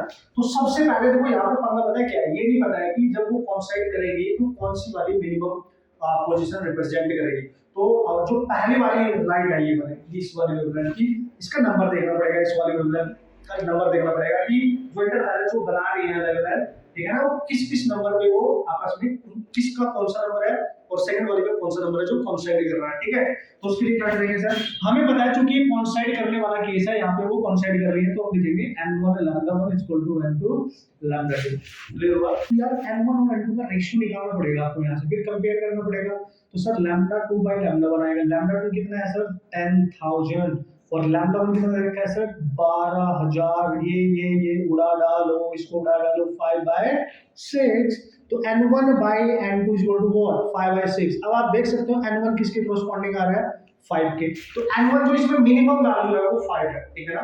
तो हम जब यानी हमसे जो पोजीशन पूछ रहा है कोइंसाइडिंग वाली पोजीशन पूछ रहा है, मिनिमम वैल्यू पूछ रहा है ना, पोजीशन मिनिमम पोजीशन पूछ रहा है, तो मिनिमम पोजीशन कब मिलेगी आपको, जब आपकी वैल्यू इसमें से 5 होगी, क्योंकि इससे ज्यादा 6 है ना, ये तो 6 है, ठीक है ना, आप देख सकते हो। और इसके लिए एनुअल जो है वो किस कॉरस्पॉन्डिंग वेवलेंथ पे था, 12,000, तो वेवलेंथ ये लेंगे, एन की वैल्यू उसमें से मिनिमम यानी 5 लेंगे, और आप फॉर्मूला डायरेक्ट यूज कर सकते हैं, क्वेश्चन सॉल्व हो जाएगा। What is that, y minimum यहाँ पे जो आएगा वो आएगा n, अभी जो फॉर्मूला पढ़ा था हमने सेकंड पॉइंट में, n लैम्डा d, ठीक है, बाय d, यही तो था यार। तो n की वैल्यू कितनी सर 5, लैम्डा कितना सर 12,000, कंफ्यूज नहीं होने का बॉस, ठीक है, capital D 2, small d sir 2 mm को चेंज कर लो मीटर में, ठीक है ना, मीटर में उड़ा दो कैसे उड़ाए, ठीक है, तो यार सर ये हम उड़ा सकते हैं 6, हाँ उड़ जाएगा, और ये 3 पॉइंट्स और ये 3 पॉइंट्स ऊपर जाके हो जाएंगे, तो this is 30 into 2, what is that, 60 into 10⁻⁶। आप चेक कर सकते हैं, इस टाइप का हमारा आंसर बन जाना चाहिए, ठीक है। ओ रुक जाओ, क्या गलती करी सर, क्या गलती करी, 12,000 एंगस्ट्रॉम भी तो है, 10⁻⁻10 भी तो है बॉस, ठीक है, तो ये जो माइनस का 3 है और ये 3 है, ये 6 हो गया, 4 तो बचेगा ही बचेगा, तो 6 into 5 30 आएगा, 30 into 2 60 हो जाएगा, तो 60 तो ये हो गया, इनटू ये 3 ऊपर जाके पॉजिटिव हो जाएगा, और ये 3 पहले से है, तो ये हो जाएगा 6 into 10⁻⁻10, तो आ जाएगा 60, come on what is that, 10⁻⁴। और अगर मैं यहाँ पे ध्यान से देखूं, आपको जो आंसर दे रखे हो किस टाइप के दे रखे, एमएम में दे रखे, कोई पता नहीं है, तो y मिनिमम सर कैसे निकाले, हम इसको लिख सकते हैं, अगर 0 हटा दो तो यहाँ -3 आ जाएगा, तो 6 into 10⁻³ नहीं हो जाएगा, और -3 को हम लिख सकते हैं 6 mm. This is your required minimum position. This is how you can approach that type of problem. Important concept है, सारे important concept आप बेहतरीन तरीके से प्रैक्टिस करेंगे, आराम से क्वेश्चंस को सॉल्व करेंगे, सारे फॉर्मूले याद होने चाहिए, आपने सब कुछ देख लिया कि all these concepts totally depend upon formula, okay? Concept के साथ साथ इतने दिन से आप पढ़ रहे हैं, आप पूरे साल बस में मेहनत कर रहे हो, तो कंसेप्ट तो हमें आते ही होंगे, क्लियर है। अब फॉर्मूले को बेहतरीन तरीके से माइंड में सेट करने की जरूरत है, ठीक है। ओके यार, एक एक्स्ट्रा इंपॉर्टेंट पॉइंट और मैं डिस्कस कर लेता हूं, और यहां पे ना मैं इंटरफेरेंस इन थिन फिल्म्स का डिस्कशन नहीं करने वाला हूं, क्योंकि इस पे बहुत सारे क्वेश्चंस पूछे गए, बट अगर आपको लगता है आपने नोट्स अपने बना रखे होंगे, उनको आप रिवाइज करते जाएं, फॉर्मूलाज आप देख के जाएं एक बार, बट मैं यहां पे डिस्कस नहीं करूंगा, मैं उन्हीं चीजों को करूंगा जिन पे ज्यादातर क्वेश्चंस आए, क्योंकि टाइम भी कम है ना हमारे पास, तो उन्हीं पे फोकस करने वाले हैं, क्लियर है। Okay, so next point is what, next point is the shifting in fringe pattern, clear है। तो फ्रिंज पैटर्न शिफ्ट कब होता है ना, जहां पे बन रहा है उसके रिस्पेक्ट में अगर कहीं और बनने लगे तो क्या रीजंस होती है, ठीक है। तो भाई यहां पे हम बात करेंगे शिफ्टिंग की, ठीक है, शिफ्टिंग ऑफ फ्रिंज, ठीक है, पैटर्न, ठीक है ना, आप समझ आएगा, ठीक है। तो क्या है सर, देखो भाई उसने बोला है ना, याद आ गया होगा आपको कॉन्सेप्ट, जल्दी से हम रिवाइज कर रहे हैं। तो ये है आपके पास कैपिटल डी, और स्लिट्स हैं आपके पास, इनके बीच की डिस्टेंस है स्मॉल डी, ठीक है, बढ़िया। और ये होता था central maxima, this is your central maxima.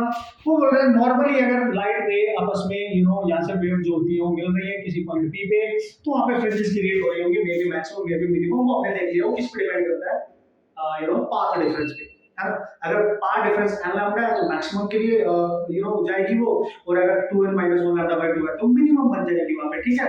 लेकिन मतलब क्या पूछ रहा है, अगर इन दोनों में से जो ये लाइट वेव जैसे जा रही है, किसी के भी पाथ में कोई एक स्लैब रख दी जाए, है ना, स्लैब रख दी जिसकी जो थिकनेस है t है और इसका रिफ्रैक्टिव इंडेक्स है μ, ठीक है। तो अब बताओ क्या होगा, इसका जो फ्रिंज यहाँ पे बन रही है टारगेट पोजीशन वो शिफ्ट कर जाएगी, तो इसकी रिस्पेक्ट में कहीं और बन जाएगी, मतलब यहाँ से देखने पे वो कहीं और बनेगी, ओरिजिनली तो यहाँ बन रही है, लेकिन अब हो सकता है वो कहीं और बनेगी, तो वो शिफ्ट हो जाएगी। वो जो शिफ्ट होगा ना, तो उसकी पोजीशन में शिफ्ट होगा, फ्रिंज पैटर्न जो शिफ्ट होगा इस स्लैब को उसके रास्ते में प्लेस करने के बाद, क्योंकि जब वेव यहाँ से जाएगी तो इससे पास होगी, बॉस इससे पास होगी, ध्यान से समझना, तो उसको जो एक्स्ट्रा पाथ कवर करना पड़ता है ना, वो होता है μ - 1 × t, ठीक है, ये होता है। तो हम इसकी पोजीशन का शिफ्ट में डायरेक्ट लिख रहा हूं यहाँ पे, तो शिफ्ट निकालने के लिए change in white original air जो फाइनली बनाएंगे उसका डिफरेंस लेते हैं, तो वो ले लेंगे हम ये डेल्टा x × d/d, बस ये याद रख लेना, ये याद रख लेना। तो सर ये क्या बनेगा, डेल्टा y आपके पास आ जाएगा μ - 1 t × d/d। This is the formula, जब भी फ्रिंज शिफ्ट पूछे तो this is the formula you can use directly to solve the problem. t क्या है, thickness of the slab, mu क्या है सर, इसका रिफ्रैक्टिव इंडेक्स, ठीक है ना। किसी एक के पार्ट में अगर इंट्रोड्यूस किए, बात इंपॉर्टेंट क्या है सर, अगर किसी एक वेव के रास्ते में स्लैब को प्लेस किया गया तब ये एक्सप्रेशन होगा। बट अगर ऐसा हो गया कि इसके रास्ते में भी कर दी और इसके रास्ते में भी प्लेस कर दी, और इसका रिफ्रैक्टिव इंडेक्स है म्यू और इसका है म्यू1 और इसका है म्यू2, थिकनेस दोनों की सेम है, ठीक है। तो फिर पता क्या यूज करोगे, फिर आप यूज करोगे यहाँ पे, ठीक है, म्यू1 माइनस म्यू2 ले लेना बस, ठीक है। बाकी एज इट इज रहेगा, बाकी एज इट इज रहेगा। और यहाँ इनके बीच में जो मीडियम है ये वाला, ये एयर होनी चाहिए, समझ गया, ये एयर होनी चाहिए। ये जो है अगर ये वाली कंडीशन उसने बनाई है, जेईई में बनाएगा केवल, मेंस के लिए आप बना सकते हैं, नेट में नहीं बनाएगा। नेट के लिए आप ये याद रखें, मेंस के लिए आप ये भी याद रखें, सब कुछ याद रखें, ठीक है। कुछ नहीं करना भाई, डायरेक्ट आप याद करके जाए, सॉल्यूशन वहां पे करने की जरूरत नहीं है। आप रिलेशन यूज करेंगे, वैल्यू पुट करेंगे, बेहतरीन तरीके से आपका क्वेश्चन सॉल्व हो जाएगा। दोनों पॉइंट वेरी इंपॉर्टेंट, ठीक है, दोनों पॉइंट वेरी इंपॉर्टेंट। तो याद रखेंगे, क्वेश्चंस आप आराम से बना सकते हो। इसी में एक एक्स्ट्रा पॉइंट मैं आपको और बताऊंगा, जो दोनों वैसे आईडी एग्जाम में ऑलरेडी आ चुका है, मेंस के लिए बहुत इंपॉर्टेंट है, और यू नो नीट के लिए इंपॉर्टेंट है सर। यार ऐसे भी पूछा जा सकता है, क्योंकि वो क्वेश्चंस काफी अच्छा माना जाता है, उसका रिजल्ट मैं बता रहा हूं। अगर वो लैंग्वेज यूज की गई क्वेश्चंस में, तो आप क्या करके आएंगे, with in fraction of second question कैसे सॉल्व कर सकते हैं, ठीक है। कभी भी अगर आपसे बात करेगा मिसिंग वेवलेंथ की, कम ऑन, मिसिंग वेवलेंथ, ठीक है, ये एक एक्स्ट्रा पॉइंट मैं आपको बता रहा हूं। आपको क्वेश्चन सॉल्व करने की जरूरत ही नहीं पड़ेगी। अगर क्वेश्चन में बोला है कि इस तरीके से हम आईडीएस से एक्सपेरिमेंट कर रहे हैं और उसमें कुछ वेवलेंथ मिस हो जाती है, मिसिंग का मतलब होता है वो दिखाई नहीं दे रही है यार, है ना। तो डार्क मैक्स वाला केस होगा ना यार, डार्क फ्रिंजेस वाला केस होगा। तो कितनी नंबर ऑफ और कौन-कौन सी वो यू नो है आपके पास फ्रिंजेस जो आपकी मिस हो रही है, मतलब मिसिंग फ्रिंजेस को निकालने का मतलब सर निकालेंगे क्या, वेवलेंथ, कौन-कौन सी वेवलेंथ आपको दिखाई नहीं दे रही है, कैसे निकालेंगे सर, देखो आप फॉर्मूला यूज करेंगे लैम्डा इक्वल टू, याद रखना भाई बहुत इंपॉर्टेंट है, d² over 2n-1 into capital D। तो this is the formula you can use, ठीक है, this is the formula you can use, very important. तो जब भी मिसिंग वेवलेंथ क्वेश्चन में पूछे तो लैम्डा यहाँ से कितनी वेवलेंथ मिस हुई वो पुट करना, n यहाँ से स्टार्ट होगा 1 2 3 एंड सो ऑन। अगर n 1 पुट करोगे तो पहली मिसिंग वेवलेंथ मिल जाएगी, 2 पुट करोगे तो दूसरी मिल जाएगी, 3 पुट करोगे तो तीसरी मिल जाएगी, एंड सो ऑन। इस तरीके से ये रिजल्ट मैंने यहाँ लिख दिया क्वेश्चन सॉल्व करने के बाद, जिससे आप इस लैंग्वेज को पकड़ सको और डायरेक्ट इस रिजल्ट को यूज कर सको, आपका टाइम बच जाएगा, ठीक है ना। वहाँ पे बहुत स्मार्टनेस नहीं दिखानी है कि भाई सॉल्व ही करेगा, ये वहाँ बैठ जाएगा ना, टाइम भी बचाना है आपने, बहुत ध्यान से आप ध्यान रखें इन चीजों को। तो दिस इज इंपॉर्टेंट। तो एक एक्स्ट्रा पॉइंट मैंने आपको बता दिया, इस पे क्वेश्चन कैसे आ सकते हैं ये भी मैंने आपको बता दिया, डायरेक्ट फॉर्मूला बेस्ड क्वेश्चन पूछा जा सकता है, आप आराम से सॉल्व करके आ सकते हैं, ठीक है। तो ये हम बात करते हैं next important, very very very important point की, ओके, ध्यान से देखते हैं। अब इस क्वेश्चन में देखो, इस पॉइंट्स में हम क्या डिस्कस करने वाले हैं, देखो उसने क्लियर यहाँ पे लिखा है, when screen is placed perpendicular to slates.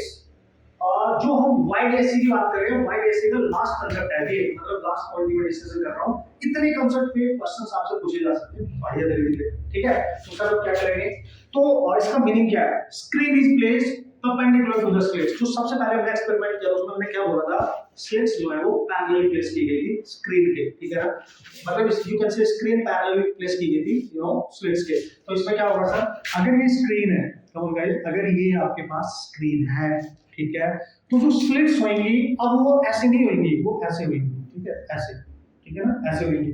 तो ये देखो, ये लाइन और ये लाइन एक दूसरे के परपेंडिकुलर है, समझ गए होंगे आप। तो सर कैसे बताएंगे भाई, देखो सपोज करो ये पहली स्लिट है और ये आपकी यहाँ पे बन रही है दूसरी, इस तरीके से, ठीक है ना, इस तरीके से, this is your slit 1 and this is your slit 2। तो अब क्या होगा, जो लाइट जाएगी जब स्क्रीन पे टकराएगी ना, बहुत इंपॉर्टेंट है ये, और खासकर मैं आपको बता दूं, दैट इज इंपॉर्टेंट कंसेप्ट में डिस्कस करूंगा, क्वेश्चन कर लेना जाके, जी मेंस के लिए बहुत ही ज्यादा इंपॉर्टेंट है, बहुत ही ज्यादा इंपॉर्टेंट है मेंस वालों के लिए। इस पे क्वेश्चंस आने के 100% चांस बने रहते हैं आपके एग्जाम में, डेट में रिजल्ट नहीं आया बट आने के चांस हो सकते हैं, क्योंकि थोड़ा टिपिकल नहीं है, लेंदी नहीं है, आराम से एक छोटा सा फॉर्मूला उसको याद रखो, उसको डिपेंडेंट क्वेश्चंस बन जाते हैं, ठीक है।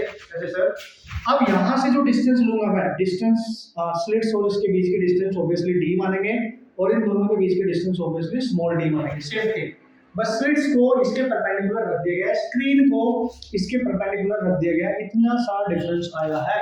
तो सर यहाँ से जो लाइट आएगी वो यहाँ पे नहीं टकराएगी, यहाँ से लाइट आएगी, बिल्कुल जहां पे वो टकराएंगी, और आप देख सकते हो यहाँ से जो पोजीशन होगी वो पोजीशन निकाली जा सकती है, तो यार आप देखो यहाँ से जो लाइट जा रही है और यहाँ से जो लाइट जा रही है, दोनों में फर्क है ना, वो फर्क है दोनों में। मतलब एक एक्स्ट्रा पाथ कवर कर रही है कौन सी वाली, जो S2 से जा रही है वो बहुत जल्दी चली जाएगी, लेकिन जो S1 से जा रही है उसको थोड़ा सा ना टाइम लगेगा। It will cover you know little bit long path. Okay, so दोनों में जो पाथ का डिफरेंस है वो हमें कैलकुलेट कर लेना है ना। और मैंने आपको बताया था जब भी फ्रिंजेस की बात करेंगे, जो फ्रिंज पैटर्न क्रिएट होता है मैक्स या minimum, that will depend upon the path difference. So here is the path difference. Sir कैसे निकालेंगे, जिसका छोटा रास्ता है उससे इस पे परपेंडिकुलर ड्रॉप कर देना है ये वाला, ठीक है। और अगर आपको करना भी नहीं आता, मैंने वहां भी बताया था, अगर आपकी पैरेलल स्लिट्स हैं स्क्रीन के तो हमेशा d sin थीटा यूज करेंगे। अब अगर ये एंगल थीटा है तो जब इसको कैलकुलेट करोगे ना, क्योंकि यहाँ पे थीटा में बेस जो है वो स्मॉल d हो रहा है, तो यार cos यूज करते हैं, हमेशा ध्यान रखना, ठीक है। और इतना रास्ता एक्स्ट्रा कवर करेगा, अगर ये यहाँ से निकलेगी और ये यहाँ से निकलेगी तो दोनों एक साथ चलेगी, तो ये जो रास्ता है इसी को हम बोलेंगे एक्स्ट्रा रास्ता। तो यही नहीं हो गया पाथ डिफरेंस। तो यहाँ पे जो पाथ डिफरेंस आएगा वो आएगा d cos थीटा, याद रख लियो हमेशा डायरेक्ट, है ना। अगर आपको कैलकुलेट करना भी नहीं आएगा बट आ जाएगा ना, cos यूज करना है आपको खुद ही पता है। देखो ट्रायंगल का राइट एंगल ये 90 है, यहाँ पे आप यूज कर लेना, हमें बेस चाहिए और यू नो ये वाली ये 90 के सामने ये हाइपोटेन्यूस हो गया और ये बेस हो गया, तो cos ही यूज करते हैं ना यार। आप क्या करेंगे सर, अब यहाँ पे हम यूज कर सकते हैं अपना, अगर ब्राइट फ्रिंजेस बन रही है तो पाथ डिफरेंस क्या होता है वो n लैम्डा और ये होगा d cos थीटा। तो पता है आपको पूछ सकता है कि कितनी नंबर ऑफ फ्रिंजेस यहाँ पे बन रही है, n की वैल्यू आपसे पूछ सकता है, d की वैल्यू आपको दे के रखेगा। इफ d की value is given, d is given in terms of m times of lambda, है ना, m टाइम्स ऑफ लैम्डा। हम यहाँ पे कुछ भी हो सकता है 1 2 3 4 5 व्हाटएवर कुछ भी, तो d को उठा के यहाँ पर रख देंगे एंड यहाँ से आप कैलकुलेट कर सकते हो, ठीक है। और possible you know how many number of fringes यहाँ पे बन रही है, अगर कितनी बन रही है, अगर नंबर्स पूछे तो ये अप्रोच आप कर सकते हो, इस तरीके से आप सॉल्यूशन कर सकते हो, ठीक है ना। तो यार सर मतलब कैसे थीटा किस तरीके से अप्रोच करेंगे, तो देखो यहाँ से अगर आप cos थीटा अगर यहाँ से आप कैलकुलेट करोगे तो देखो cos थीटा अगर आप कैलकुलेट करोगे तो आएगा m lambda by m lambda, m times वो गिवन होगा 2 times 3 times 4 times whatever, lambda cancel हो जाएगा, तो cos थीटा आप अप्रोच करोगे n बाय m। तो जो m की वैल्यू है वो greater than equal to n ही हो सकती है, ठीक है, ठीक है। m की वैल्यू जो होगी वो n से तो ज्यादा होगी, n की मैक्सिमम इक्वल हो सकती है, तो थीटा आंसर डिसाइड हो जाएगा। और उसे हम पता लगा लेंगे कि कितने फ्रिंजेस यहाँ पे बन रहे हैं, उनको काउंट कर लेंगे। मेन पॉइंट क्या था, मेन था कि पाथ डिफरेंस क्या होगा, उसके बाद तो भाई पंगा ही नहीं है, पोजीशन निकालो कुछ भी निकालो, है ना, पोजीशन निकालना आपको आता ही है ना, यहीं से आप कैलकुलेट कर सकते हैं, नो प्रॉब्लम। सो ये कंसेप्ट आपके दिलो दिमाग में हमेशा रहना चाहिए, ध्यान देना इस बात पे, ठीक है। अच्छा सर क्वेश्चंस हम कर सकते हैं, बिल्कुल कर सकते हैं, आप कंसेप्ट याद रखो, पाथ डिफरेंस याद रखो, उसी से क्वेश्चन सॉल्व किए जा सकते हैं डायरेक्टली। अब इसमें ना एक एडिशनल पॉइंट मेरे को याद आया, तो मुझे पीछे ही डिस्कस करना चाहिए था, यही पे डिस्कस कर लेता हूं, ठीक है। क्या है सर, क्या है, देखो देखो बॉस, ठीक है, क्या है सर, पीछे वाले की बात कर रहा हूँ, जब स्लिट्स यू नो पैरेलल होती थी, है ना, ऐसे, और ये आपकी स्क्रीन होती थी, ठीक है, तो जो लाइट आती थी ना वो इस तरीके से आती थी, देखो डायरेक्ट प्लेन वेव फ्रंट, समझ गए हो गया, ऐसे लाइट आ रही थी, ऐसे इंसिडेंट कर रही थी, बट अगर यहाँ पे ऑब्लिक इंसिडेंट हो, मतलब किसी एंगल में लाइट आए, सर कैसे, ऐसे ना आके लाइट्स ऐसे ना आके ऐसे आए, ऐसे, ठीक है, किसी एंगल पे, ठीक है ना, मतलब इसके साथ ओरिजिनल के साथ कोई एंगल बना ले अल्फा, समझना इंपॉर्टेंट है वो, यहाँ पे कोई एंगल बना ले अल्फा, और फिर जाके वो कहीं पे इंसिडेंट करे, यहाँ पे इंसिडेंट करे, सेंट्रल ब्राइट फ्रिंज उनकी पोजीशन वगैरह निकालनी हो, तो इस केस में पता क्या होता है, जब लाइट किसी एंगल पे इंसिडेंट करे, डायरेक्ट ऐसे पैरेलली ना के एंगल पे इंसिडेंट करे, तो जो फ्रिंज पैटर्न होता है, central bright fringes and all, वो जो फ्रिंज पैटर्न होता है वो शिफ्ट हो जाता है। तो जो यहाँ फ्रिंज पैटर्न शिफ्ट होगा ना, ये एंगल तो एज इट इज रहेगा, ये वाला ये एंगल जो दे रखा होगा थीटा एंड ऑल, तो जो फ्रिंज पैटर्न में जो शिफ्ट आएगा, यहाँ पे ध्यान रखना, फ्रिंज पैटर्न में जो शिफ्ट आएगा ना, सेंट्रल ब्राइट फ्रिंज, तो वो शिफ्ट आप लिख सकते हो y नॉट, वो होता है d sin ऑफ अल्फा, कितने एंगल को इंसिडेंट कर रही है वो एंगल ले लेना, और इन दोनों के बीच की जो डिस्टेंस होती है स्लिट्स और स्क्रीन वो ले लेना, बस यहाँ से निकल जाएगा। सर याद क्या रखना है इसमें, याद क्या रखना है, याद ये रखना है अगर ऑब्लिक इंसिडेंट हो रहा है, किसी एंगल पे लाइट आ रही है, ठीक है, और आपसे फ्रिंज पैटर्न कहाँ पे शिफ्ट हुआ है वो शिफ्ट निकालना है, this is the you know formula, path difference दोनों निकल के आप इक्वेट कर सकते हो, डायरेक्ट याद रहेगा, डायरेक्ट याद रखो, that is the main point, okay, अब डायरेक्ट याद रखो, बस एंगल गिवन होगा, पुट कर देना आंसर हो जाएगा, है ना, पुट कर देना आंसर हो जाएगा। ध्यान रखना है बस, ये कुछ एक्स्ट्रा पॉइंट्स है जो आपने याद रखने हैं। ओके, तो बॉस एक एक्स्ट्रा पॉइंट और याद रखना है जिसमें थ्योरेटिकल क्वेश्चन कंसेप्चुअली डायरेक्ट बोला जा सकता है कि सर इसमें जो फ्रिंजेस बनेगी ना, फ्रिंजेस जो बनेगी उनकी शेप क्या होगी भाई, सर्कुलर होगी, ध्यान रखना सर्कुलर शेप की बनेगी, ठीक है। और जो सर्कुलर शेप में बनेगी उनकी विड्थ अलग अलग होगी, ये ध्यान रखिए, विड्थ अलग अलग होगी, है ना।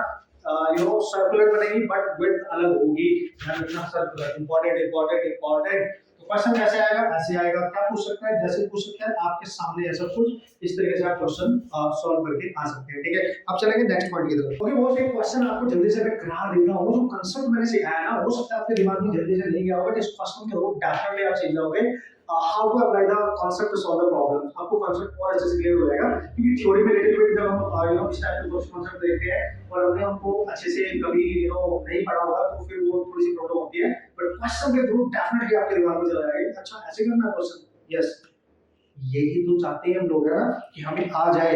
देखो क्वेश्चन आपके सामने है, क्वेश्चन में क्लियर बोला गया, आप जल्दी से पढ़ लो, डायग्राम मैंने बना दिया है और यही वाला केस मैंने यहाँ पे ले लिया है और ऑलरेडी क्वेश्चन आपके एग्जाम में पूछा जा चुका है बॉस, जी मेंस में ऑलरेडी आ चुका है, इस कांसेप्ट में मतलब आगे भी आ सकता है और नीट वाला तुम्हारे लिए इंपॉर्टेंट होने वाला है, क्योंकि मेंस के क्वेश्चंस का लेवल जी में आपके नीट के एग्जाम में उस टाइप के क्वेश्चन पूछे जा रहे हैं, काफी चांस बने रहते हैं, आपने देखा भी होगा, काफी क्वेश्चन आए हैं।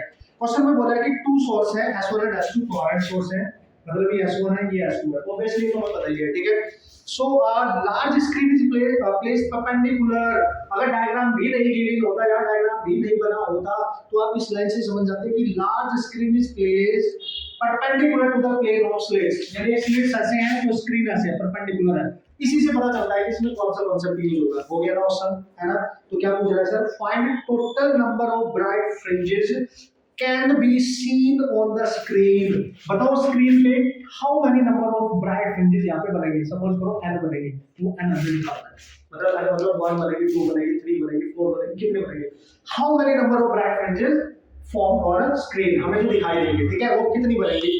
अगर स्लिट्स के बीच की डिस्टेंस ये d स्मॉल d दे रखी है, ये दे रखी है आपको 3 लैम्डा, मैंने आपको बताया था कि d होगा m लैम्डा, m कुछ भी हो सकता है, m की वैल्यू है यहाँ पे 3, मजा आ गया कि नहीं।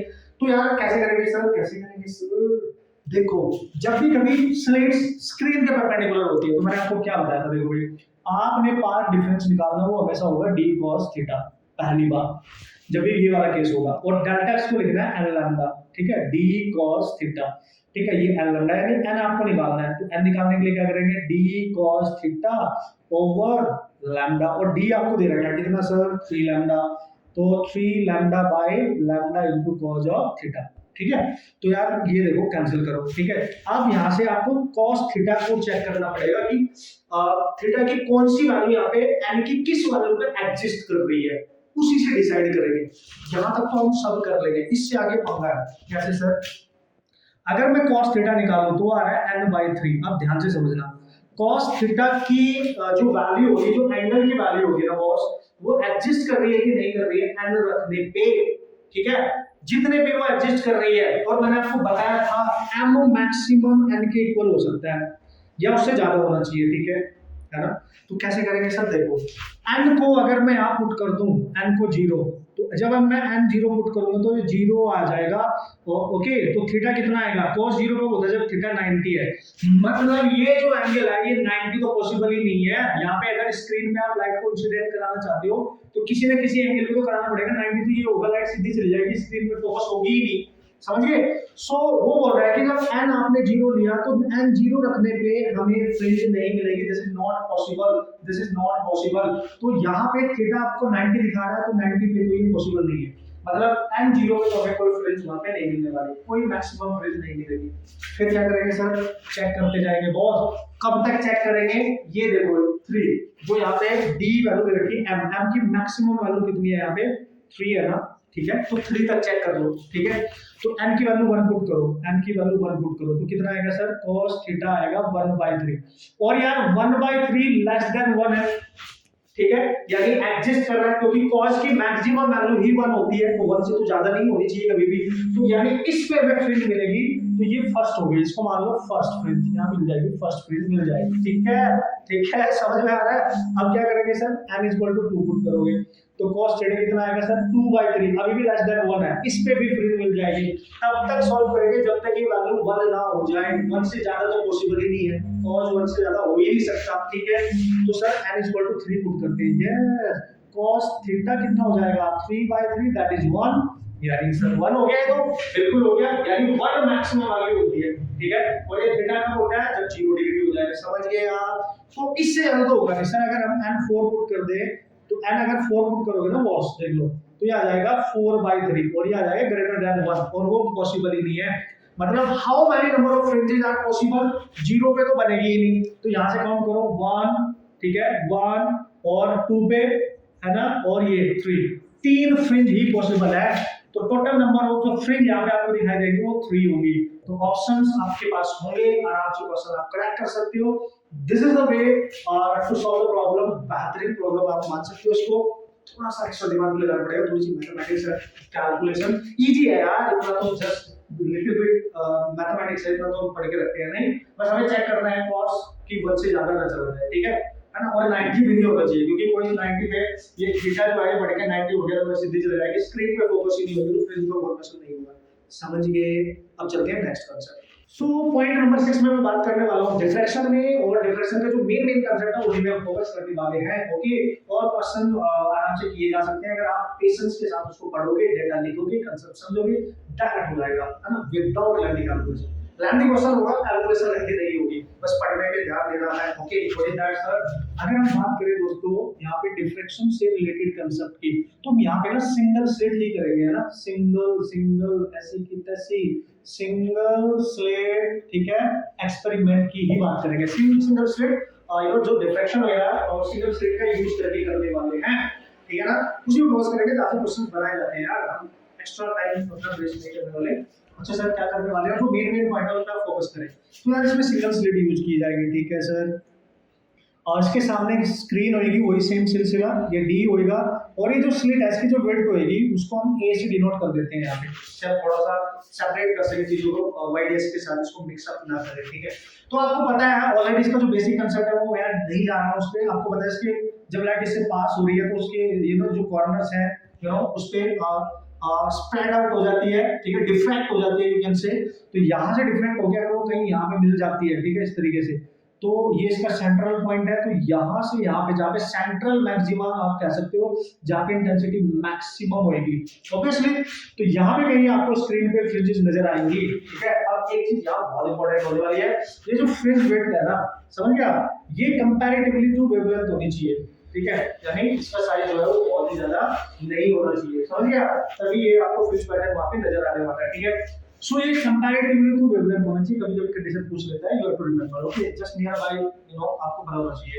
अब इसमें मेन पॉइंट क्या है सर, देखो भाई इसमें जो सबसे ज्यादा मेन पॉइंट है वो क्या है, देखो सबसे पहला आपसे कुछ क्वेश्चन पूछा जाएगा कि यहाँ से जो लाइट जा रही है यहाँ से जा रही है, ऑब्वियसली उनके बीच में पाथ डिफरेंस तो आएगा, तो ये पाथ डिफरेंस डेल्टा एक्स आप निकाल सकते हैं, और वो सेम ही रहेगा क्योंकि जो स्लिट है वो इसके बिल्कुल पैरेलल है। तो जो पाथ डिफरेंस आएगा वो आएगा a sin ऑफ, ठीक है, sin ऑफ, अगर मैं इस एंगल को मान लूं यहाँ थीटा, वही सेम थिंग, थीटा एंगल मान लो आप थीटा, ठीक है।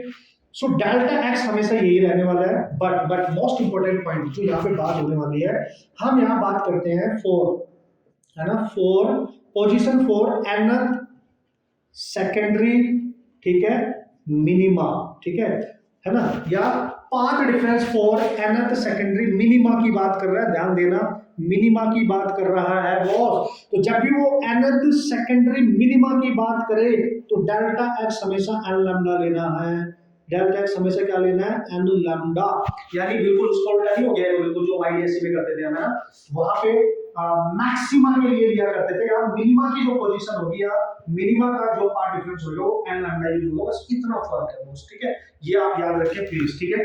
तो यहाँ पे n की जो वैल्यू है वो कहां से स्टार्ट होगी सर, 1 से 1 2 3 एंड सो ऑन, है ना, आप याद रखना है 1 से स्टार्ट होगी, ठीक है।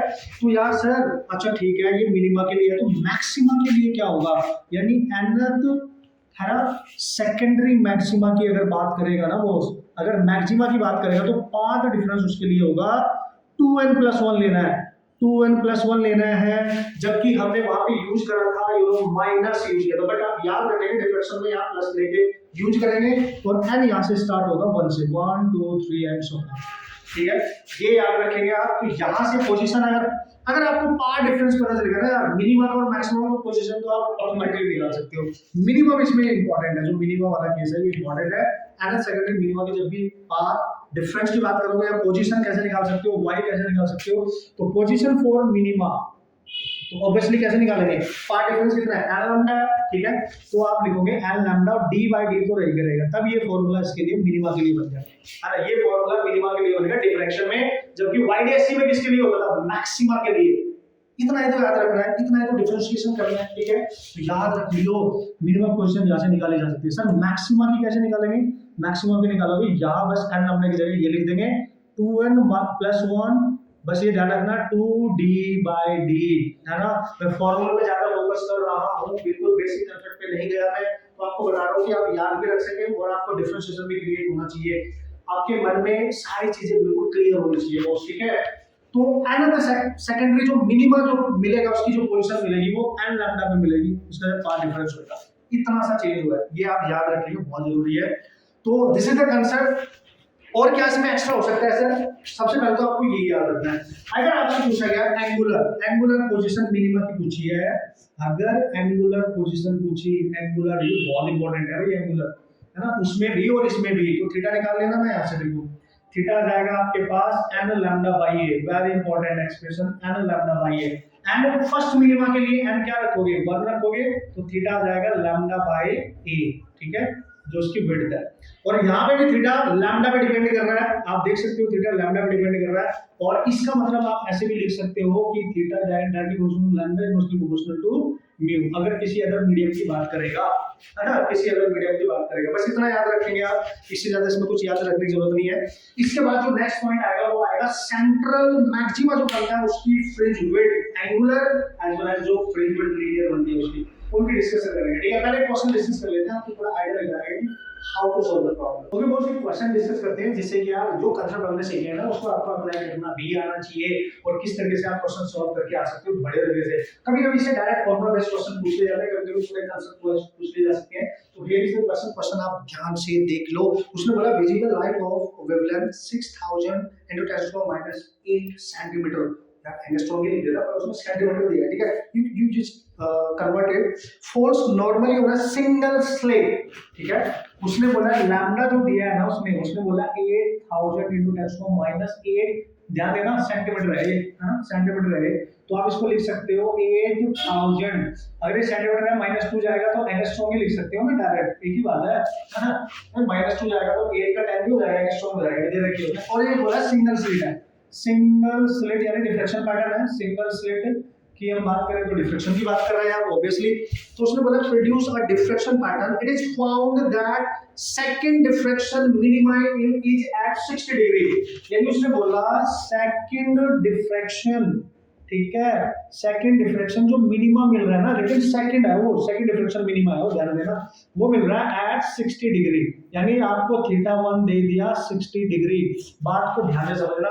तो क्या बोल रहे हैं सर, अब आपसे पूछा जा रहा है from the central maximum, ठीक है sir, if the first minima is produced at θ1, तो what is θ1, अगर पहला मिनिमा फर्स्ट मिनिमा जो है अगर वो बन रहा है एट θ1, तो बताओ θ1 कितना होगा।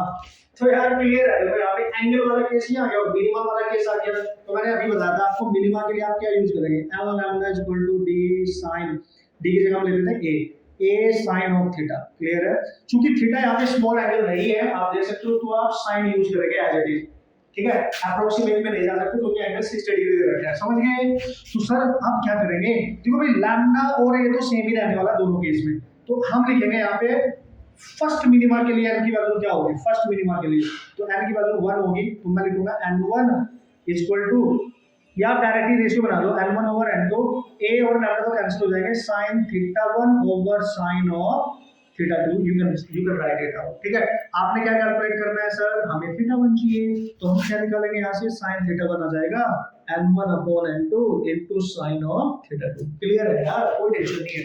अब क्या करेंगे सर, sin θ1 आएगा, देख लो n1 कितना है सर, फर्स्ट मिनिमा मतलब n1 हो गया आपका 1, सेकंड मिनिमा मतलब n हो गया आपका 2। मैंने बोला था n की वैल्यू 1 से स्टार्ट होगी तो फर्स्ट मिनिमा मिलेगा, 2 पे जाएंगे तो सेकंड मिलेगा, तो 1/2 और थीटा 2 आपको दे रखा है, जो सेकंड डिफ्रैक्शन पे था ना थीटा को दे रखा है 60, तो दिस इज 60, तो भाई ये 1/2 60 होता है √3/2, तो ये आ गया √3/4।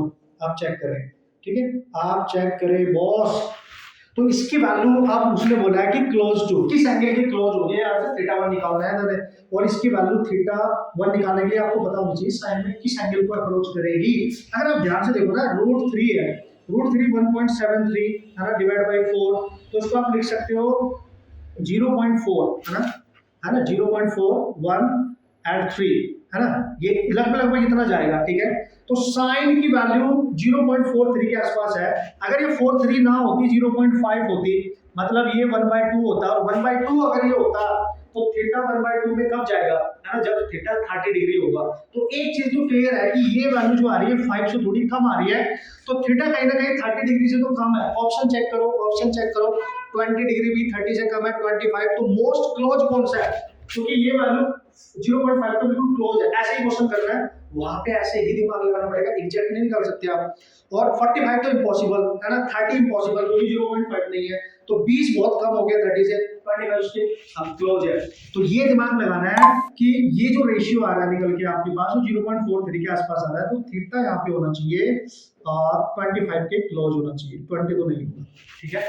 This is the question problem. कभी कभी ऐसे फंसा देता है, देखो सारा क्वेश्चन तो हमने कर लिया, यहाँ पे कैलकुलेशन में फंसा दिया, सोचने पे मजबूर कर दिया, थोड़ी सी मैथमेटिक्स को यूज करनी पड़ेगी ना, जो बचपन से सीख लिया है, तो इस तरीके से आप क्वेश्चन हैंडल कर सकते हो। क्वेश्चन यही रहते हैं, बस थोड़ा सा दिमाग एक्स्ट्रा यूज करना पड़ेगा, थोड़ी सी प्रैक्टिस करके बेहतरीन तरीके से जाएंगे, कॉन्फिडेंस बिल्ड हो जाएगा। ये पूरा लेक्चर आप ध्यान से देखेंगे, सारे क्वेश्चंस की प्रैक्टिस करेंगे, सारे बड़े क्वेश्चन मैंने ऐसे रखे हैं, सारे कांसेप्ट, सारे फॉर्मूले इतने भी करके जाओगे ना बेहतरीन तरीके से। अगर आपने पूरे सारे ढंग को नहीं पढ़ा ना टॉपिक को, तब भी आप क्वेश्चन फोड़ सकते हो, समझिए ना। ओके, तो यार डिफरेंशियल पैटर्न में अगर वो कभी पूछ ले तो सेंट्रल मैक्सिमा बनना है ना, अगर उसका इंटेंसिटी कर्व आप बनाएंगे, तो ये जो कर्व यहाँ पे दिख रहा है आपको इस तरीके से, ये इस तरीके से आ रहा है, देखो सेंट्रल पॉइंट पे सबसे हाई पीक पॉइंट है इसका, यानी सेंट्रल मैक्सिमा बना रहा है, ठीक है। तो पता है क्या पूछता है, सेंट्रल मैक्सिमा की जो लीनियर विड्थ है, यहाँ से लेके यहाँ तक जा रहा है, तो इस पॉइंट से इस पॉइंट के बीच की जो लीनियर विड्थ है उसको बीटा से डिनोट करेंगे। यानी डिफ्रेक्शन पैटर्न में अगर सेंट्रल मैक्सिमा की लीनियर विड्थ पूछे, लीनियर विड्थ ध्यान से समझना, लीनियर विड्थ सेंट्रल मैक्सिमा की, तो ये हमेशा होती है 2 लैम्डा d/d, ये याद रखना, डायरेक्ट याद रखना। d मतलब a, d मतलब a, ये स्लिट विड्थ है, और यहाँ से यहाँ तक की डिस्टेंस जो होगी स्लिट से वो कैपिटल D है, तो आपको पता ही है लैम्डा इज द वेवलेंथ, ये लीनियर विड्थ होगी। सेंट्रल मैक्सिमा कितने लीनियर विड्थ कवर करता है, ये पूरी विड्थ आप यहाँ देख सकते हो। और आप देख सकते हो सेंट्रल मैक्सिमा के इस साइड भी फर्स्ट मिनिमा है, जब ये स्क्रीन पे अटैच कर रहा है, और ये भी फर्स्ट मिनिमा है, या आप ये भी बोल सकते हो this is the distance between two minima और इधर side of the central maxima. आप ऐसे बोल सकते हो, देखो इधर भी मिनिमा है, इधर भी मिनिमा है, तो उन दोनों मिनिमा के बीच की डिस्टेंस भी बोल सकते हो उसको, या वही तो कवर कर रहा है सेंट्रल मैक्सिमा, वही तो है। अगर ये नहीं पूछा तो एंगुलर विड्थ पूछेगा, इसकी एंगुलर विड्थ पूछेगा, ठीक है।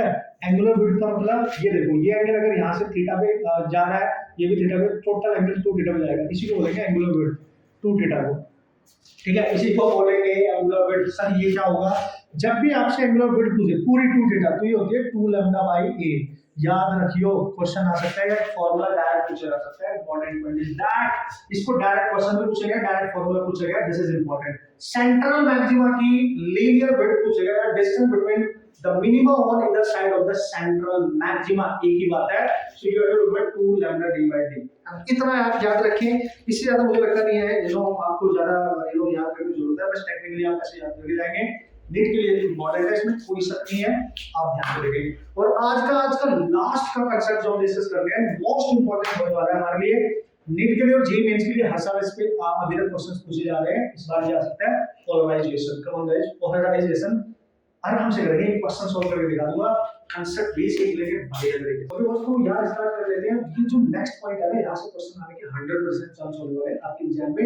इजी भी है, सबसे बड़ी बात है इजी है, बस क्वेश्चन को आपने ध्यान से पढ़ना है, बिल्कुल पेशेंस के साथ पढ़ना है, क्योंकि लैंग्वेज इनकी लैंग्वेज होती है। तो हमें ऐसा लगता है कि पढ़ने के बाद क्वेश्चन को यार ये तो बहुत जल्दी से कैसे होएगा, बहुत टफ होएगा, ऐसा नहीं है। आप एक बार उसको सीधे के साथ पढ़ लेंगे, डेटा सोर्स जो यूज होगा उसको लिख लेंगे, तो बेहतरीन तरह से पढ़ सकते हो। तो next point is what is that, 9 point में डिस्कस करने वाला हूँ पोलराइजेशन। ठीक है, पोलराइजेशन से रिलेटेड कैसा क्वेश्चन आ सकता है, एंड दिस इज इंपॉर्टेंट। तो सर ये पोलराइजेशन क्या है? देखो भाई, हमारे पास एक लाइट होती है जो इन ऑल पॉसिबल डायरेक्शंस में जो जाती है, जिसको हम अनपोलराइज्ड लाइट कहते हैं। ठीक है ना, अनपोलराइज्ड लाइट हम उसको बोलते हैं। तो अगर हम उस पर्टिकुलर लाइट को जो अनपोलराइज्ड है पर्टिकुलर डायरेक्शन में कन्वर्ट कर सके, उसको पोलराइज कर सके, उसके कंपोनेंट्स को एक पर्टिकुलर डायरेक्शन में कन्वर्ट कर सके, उसको पोलराइजेशन प्रोसेस का नाम दिया है। ये आपने कहीं ना कहीं पढ़ा रखा होगा बढ़िया तरीके से। इसके लिए बहुत सारे मेथड्स होते हैं, डिफरेंट मेथड्स होते हैं जो यहाँ पे यूज किए जाते हैं। हम मेन कंसेप्ट पे काम करेंगे, लॉ ऑफ मैथ्स पे काम करेंगे,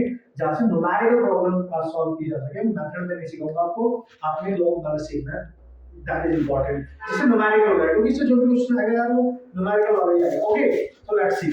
तो यार सर क्या करेंगे फिर? देखो पोलराइजेशन में क्या करते हैं, एक पोलराइजर लेते हैं, ठीक है, एक पोलराइजर लेते हैं, पोलराइड कह सकते हो आप, कुछ इस तरीके से दिखेगा आपको। ठीक है, आराम से देखना, इजी क्वेश्चन हो जाएगा। एक पोलराइड है आपके पास ये, ठीक है, और इस पे हम इंसिडेंट करते हैं एक लाइट इंटेंसिटी, ठीक है, अनपोलराइज्ड, जो कि आपको इस तरीके से दिखाई देगी, इस तरीके से उसके कंपोनेंट्स आपको दिखाई देंगे इन ऑल पॉसिबल डायरेक्शंस, इसको बोलते हैं अनपोलराइज्ड लाइट, है ना, अनपोलराइज्ड। और ये जो पोलराइड होता है मतलब एक तरीके का ये सिस्टम है जिससे हम लाइट को पास कराते हैं, और यहाँ पे इसकी एक्सिस होती है जिसको पोलराइजेशन एक्सिस कहते हैं। इसको आप बोल सकते हो पोलराइजेशन एक्सिस, है ना, या you can say transmission axis, इसी को आप कह सकते हो ट्रांसमिशन एक्सिस। ठीक है, ऐसे आप समझ सकते हो, बहुत इजी है और बहुत बढ़िया लगे क्वेश्चन आप उड़ा सकते हो उसके। ठीक है सर, तो अनपोलराइज्ड लाइट की इंटेंसिटी लाइट आपको दे रखी है आई नॉट, ध्यान से समझियो। अब क्या बोला गया इसमें कि अगर ये लाइट है, सबसे पहले तो ये देख लो जो अनपोलराइज्ड लाइट होती है इसको इस तरीके से लिख सकते हो आप। इसके दो कंपोनेंट, एक इलेक्ट्रिक फील्ड का, एक मैग्नेटिक फील्ड का। तो आपको पता है वेव जो चलती है तो इलेक्ट्रिक फील्ड और मैग्नेटिक फील्ड एक दूसरे के परपेंडिकुलर होते हैं। तो जो in the plane in out ये वाला होगा उसको हम डॉट से रिप्रेजेंट कर देंगे, इस तरीके से डॉट से, और जो इस तरीके से एग्जीक्यूट कर रहा होगा उसको इस तरीके से एरो से रिप्रेजेंट करेंगे। ठीक है, इस लाइट को आप ऐसे भी रिप्रेजेंट कर सकते हैं, ये एक पिक्टोरियल रिप्रेजेंटेशन माना जाता है अनपोलराइज्ड लाइट का। फिर जो डॉट है ना, ये डॉट ये बता रहे हैं आपको, ये जो डॉट बन रहे हैं ऐसे ऐसे लाइट ऑसिलेट कर रही है, और ये वाले कंपोनेंट बता रहे हैं ऐसे ऐसे लाइट ऑसिलेट कर रही है। ठीक है, तो ये लाइट जब इस पे इंसिडेंट की जाएगी तो इस ट्रांसमिशन एक्सिस के जो इनमें से पैरेलल होगी वो ट्रांसमिट हो जाएगी, जो इसके अलोंग होगी वो ट्रांसमिट हो जाएगी, जो परपेंडिकुलर हो रुक जाएगी। तो इसके बाहर जब ये लाइट निकलेगी तो जो लाइट बचेगी जो उसके अलोंग होगी एक्सिस के वो ही मिलेगी, इसी को बोलते हैं पोलराइज्ड लाइट। ठीक है, तो अनपोलराइज्ड लाइट की इंटेंसिटी जो भी गिवन होगी जब वो पोलराइड से बाहर निकलती है तो जो पोलराइज्ड लाइट बनती है उसकी जो इंटेंसिटी होगी, है ना, पोलराइज्ड लाइट की जो भी इंटेंसिटी होगी वो अनपोलराइज्ड लाइट की इनिशियल जो इंटेंसिटी उस पे इंसिडेंट की गई है उसकी हाफ ही मिलेगी, यानी 50% इंटेंसिटी आपको केवल मिलती है, यानी यहाँ पे इंटेंसिटी आई नॉट बाय 2 हो जाती है, एवरेज वैल्यू अगर इसकी देगी। ठीक है, ये आपने याद रखना है डायरेक्ट, है ना, प्रूव करने के बाद यही आता है। तो यार सब लॉ ऑफ मैथ्स का यूज कब होता है, देखो ध्यान से देखो, तो यहाँ पे ये पोलराइजर है, सपोज करो ये एक आपके पास पोलराइजर है, ठीक है, ये एक पोलराइजर है कि नहीं, तो यहाँ से अनपोलराइज्ड लाइट जब इस पे जाएगी इंसिडेंट करेगी, इंसिडेंट करने के बाद जो बाहर इमर्ज होगी उसकी intensity in this particular case आप आई नॉट बाय 2 मान के चलेंगे। अब उसने क्या बोला कि अगर हमारे पास ये पोलराइजर है, ध्यान से समझिए, ठीक है, ये पोलराइजर है और इस पे आपने इंसिडेंट अनपोलराइज्ड लाइट की इंसिडेंट करी है, ये इसकी पोलराइजेशन एक्सिस है, एक्सिस पे मेन फोकस करना है, और इसके बाद कोई एक अनदर पोलराइजर आपने रख दिया है पर वो किसी एंगल पे प्लेस किया, उसकी एक्सिस आपने इंक्लाइन कर दिया किसी एंगल पे। ठीक है, देखो ये है इसकी एक्सिस, देखो इंक्लाइन कर दिया कि नहीं, तो ओरिजिनल एक्सिस क्या थी, ये थी। तो जब पोलराइजर के बाद, यानी पोलराइजर के बाद जब दूसरा आप यहाँ पे एलिमेंट यूज कर रहे हो, इंटेंसिटी को ट्रांसमिट कराने के लिए, तो उसको नाम दिया जाता है एनालाइजर, यू कैन से, इसको हम बोल देते हैं एनालाइजर, पहले आप कॉन्सेप्ट भी देखेंगे कि कॉन्सेप्ट क्या है, ठीक है। तो अब देखो इसकी एक्सिस ऐसे थी, तो अगर मैं इसकी रिस्पेक्ट में इसकी एक्सिस ड्रॉ करूंगा तो इसकी ओरिजिनल एक्सिस से इस वाले की है ना एनालाइजर की जो एक्सिस है वो किसी एंगल पे इंक्लाइंड हो गई है, तो दोनों एक्सिस के बीच का जो एंगल होता है वो थीटा है, ठीक है। तो पोलराइजर पे जो इनिशियली अनपोलराइज्ड लाइट की इंटेंसिटी होगी वो इंसिडेंट करेगी, इसके बाहर जो इंटेंसिटी आएगी आपको पता है, लेट्स सी वो I1 होगी, ठीक है। तो वो कितनी होगी, वो I0/2 ही होगी, आप समझ गए होंगे ना मेरी बात।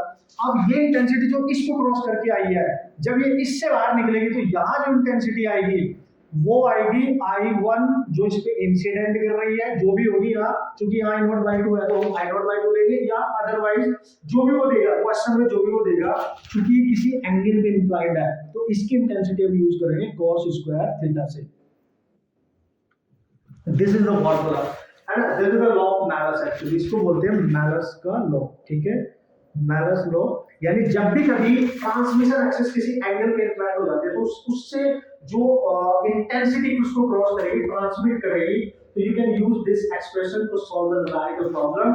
इन शॉर्ट आप इसको ऐसे लिख सकते हो कि जो इंटेंसिटी किसी पोलराइजर को क्रॉस करके आएगी, जो किसी एंगल में इंक्लाइंड होएगा, तो उसको बोलते हैं इमर्जिंग, है ना, इमर्ज करके जो आएगी। Intensity of emerging light is equal to intensity of coming जो उसके ऊपर इंसिडेंट हो रही होगी इनटू cos स्क्वायर थीटा। और थीटा क्या है यहाँ पे, ट्रांसमिशन एंगल के बीच, ट्रांसमिशन जो एक्सिस होगी उनके बीच का एंगल। तो ऐसे याद रखना, आपने क्वेश्चन कैसे आएंगे मैं बताऊंगा आपको बहुत बेहतरीन तरीके से, ये बहुत इंपॉर्टेंट है, बस ये फॉर्मूला आप याद रखिए, क्वेश्चन हम सॉल्व कर सकते हैं। एक क्वेश्चन में लूंगा जिसके थ्रू आपको उसके सारे बेहतरीन कंसेप्ट सॉल्व करने को मिल जाएगा, आराम से उनको सॉल्व कर सकते हो, ठीक है। क्योंकि वो क्वेश्चन आप देख लो ध्यान से, बढ़िया तरीके से करेंगे, थोड़ा सा लेंथी हो सकता है क्वेश्चन, दोनों एग्जाम में आ चुके हैं, 3 में आ चुका है, जी मेंस में आ चुका है, बस पूछने का तरीका अलग है, क्वेश्चंस के नहीं का, ठीक है। तो क्वेश्चन क्या है सर, देख लो, आप भी पढ़ लो। टू पोलराइड्स हैं P1 and P2 are placed with their axis perpendicular to each other, मतलब दो पोलराइड है हमारे पास P1 एंड P2, और सपोज करो पहले वाला कुछ मैंने ऐसे बना दिया है, मैं डायरेक्ट ऐसे बता रहा हूं, ठीक है। तो P1 ही है, इसकी एक्सिस अगर ऐसे है तो उसने बोला इससे कहीं दूर एक और पोलराइड है, वो इसके परपेंडिकुलर है। परपेंडिकुलर एक्सिस कैसे होगी, अगर ये इसकी एक्सिस इस तरीके से है तो परपेंडिकुलर होने के लिए उसको ऐसे होना पड़ेगा, तो उसकी एक्सिस ये होगी, ये वाली P2 की। देखो ये एक्सिस, ये वाली लाइन और ये परपेंडिकुलर हो गए, ऐसे हो रहा है, ये P2 है, दो पोलराइड है, they are perpendicular to each other. या इस कंडीशन को अगर वो परपेंडिकुलर का नाम यूज नहीं करता तो वो बोलता है क्रॉस्ड कंडीशन, है ना, क्रॉस्ड कंडीशन बोलता है। परपेंडिकुलर का मतलब वो दे आर क्रॉस्ड, उनको इस तरीके से प्लेस किया गया कि वो एक दूसरे से क्रॉस कंडीशन में है, मतलब इसकी एक्सिस के परपेंडिकुलर होगी। समझ जाना बहुत इंपॉर्टेंट है ये कंडीशन, ठीक है। उसने बोला unpolarised light I0 is incident on P1, clear बोला है उसने कि अनपोलराइज्ड लाइट इस पे इंसिडेंट करती है जिसकी इंटेंसिटी है I0। हमने देखो कॉन्सेप्ट से मतलब है ना, हमें फार्मूले से मतलब है, वही काम आएगा यहाँ पे, ठीक है। फिर क्या बोल रहा है, a third Polaroid P3 is kept between P1 and P2। अच्छा ठीक है, P1 एंड P2 तो किस सेंस में रखा गया है, such that its axis make an angle of 45 degree with P1, यानी P1 के साथ उसका एंगल बना उसकी एक्सिस का 45 डिग्री, मतलब जो P1 है वो इन दोनों के बीच, P3 है वो दोनों के बीच में रखा गया है, बट ऐसे रखा गया कि उसकी एक्सिस इसके साथ 45 डिग्री का एंगल बना रही है, मतलब उसको ऐसे रखा गया होगा, ध्यान से समझो आप। तो उसकी एक्सिस ये होगी, जबकि इसकी ओरिजिनल एक्सिस तो ऐसे है, तो इसकी ये वाली एक्सिस है ये P1 की, और ये P3 है, क्योंकि ये P3 है, तो इनके बीच का एंगल है 45 डिग्री, ऐसे बोल रहा है, ठीक है, समझ रहे हो बात को। तो फिर क्या कह रहा है, then intensity of transmitted light through P2, तो जो P2 है ये वाला, इससे कितनी लाइट की इंटेंसिटी पास होगी, इससे कितनी क्रॉस होगी, समझ गए आप। तो यार सर कैसे करें इस क्वेश्चन को, देखो पहले ये देखो कि फर्स्ट पोलराइड पे कितनी इंटेंसिटी डाली गई है I0, मैंने बोला था जब इससे बाहर निकलेगी तो हमेशा I0/2 निकलेगी, ठीक है। फर्स्ट पोलराइड से जब भी बाहर निकलेगी तो I0/2 निकलेगी। अब ये इंटेंसिटी क्योंकि इस पे इंसिडेंट करेगी, ध्यान से समझिए, इस पे इंसिडेंट करेगी, यानी जो थर्ड पोलराइड है जब इससे बाहर निकलेगी थर्ड वाले से, तो मैं इसको लिख सकता हूँ I3 इसी के नाम से। तो इस पे I0 इंसिडेंट कर रही है, I0/2 इंसिडेंट कर रही है, और ये 45 डिग्री में है, तो लॉ ऑफ माइनस यूज करेंगे। तो जो इंटेंसिटी आ रही है ये, सपोज करो ये I1 है, ठीक है, जो यहाँ से आ रही है, तो मैं लिखूंगा I1 cos स्क्वायर 45, तो ये आएगी I1 I0/2, देखो ये गिर रही है, और cos स्क्वायर 45 मतलब 1/√2 का होल स्क्वायर, ये आ जाएगी आई नॉट बाई 2 to 4, ये चेक करेगा, ठीक है। लेकिन उसने पूछा है कि ये इंटेंसिटी इससे क्रॉस करने के बाद जब P2 से बाहर निकलेगी तो मतलब कितनी उस लाइट की ट्रांसमिटेड लाइट की इंटेंसिटी होगी, बहुत ज्यादा है। अब आप पता क्या करोगे, ये जो सेकंड पोलराइड आपको दिखाई दे रहा है, ये इससे बाहर कितनी निकली I3, वो कितनी आई I नॉट बाई 4, तो यही तो इस पे इंसिडेंट करेगी, तो इससे बाहर कितनी निकलेगी P2, है ना। P2 कैसे निकालेंगे, जो P3 मिली है वो ले लेंगे, sorry I2 equal to I3 जो यहाँ सेकंड से निकल थर्ड से निकल के आ रही है into cos of square theta. अब थीटा देखेंगे, मतलब इसकी एक्सिस और इसकी एक्सिस के बीच में कितना एंगल है, देख लो ये एक्सिस यहाँ इंटरसेक्ट कर रही है, तो दिस इज द एंगल।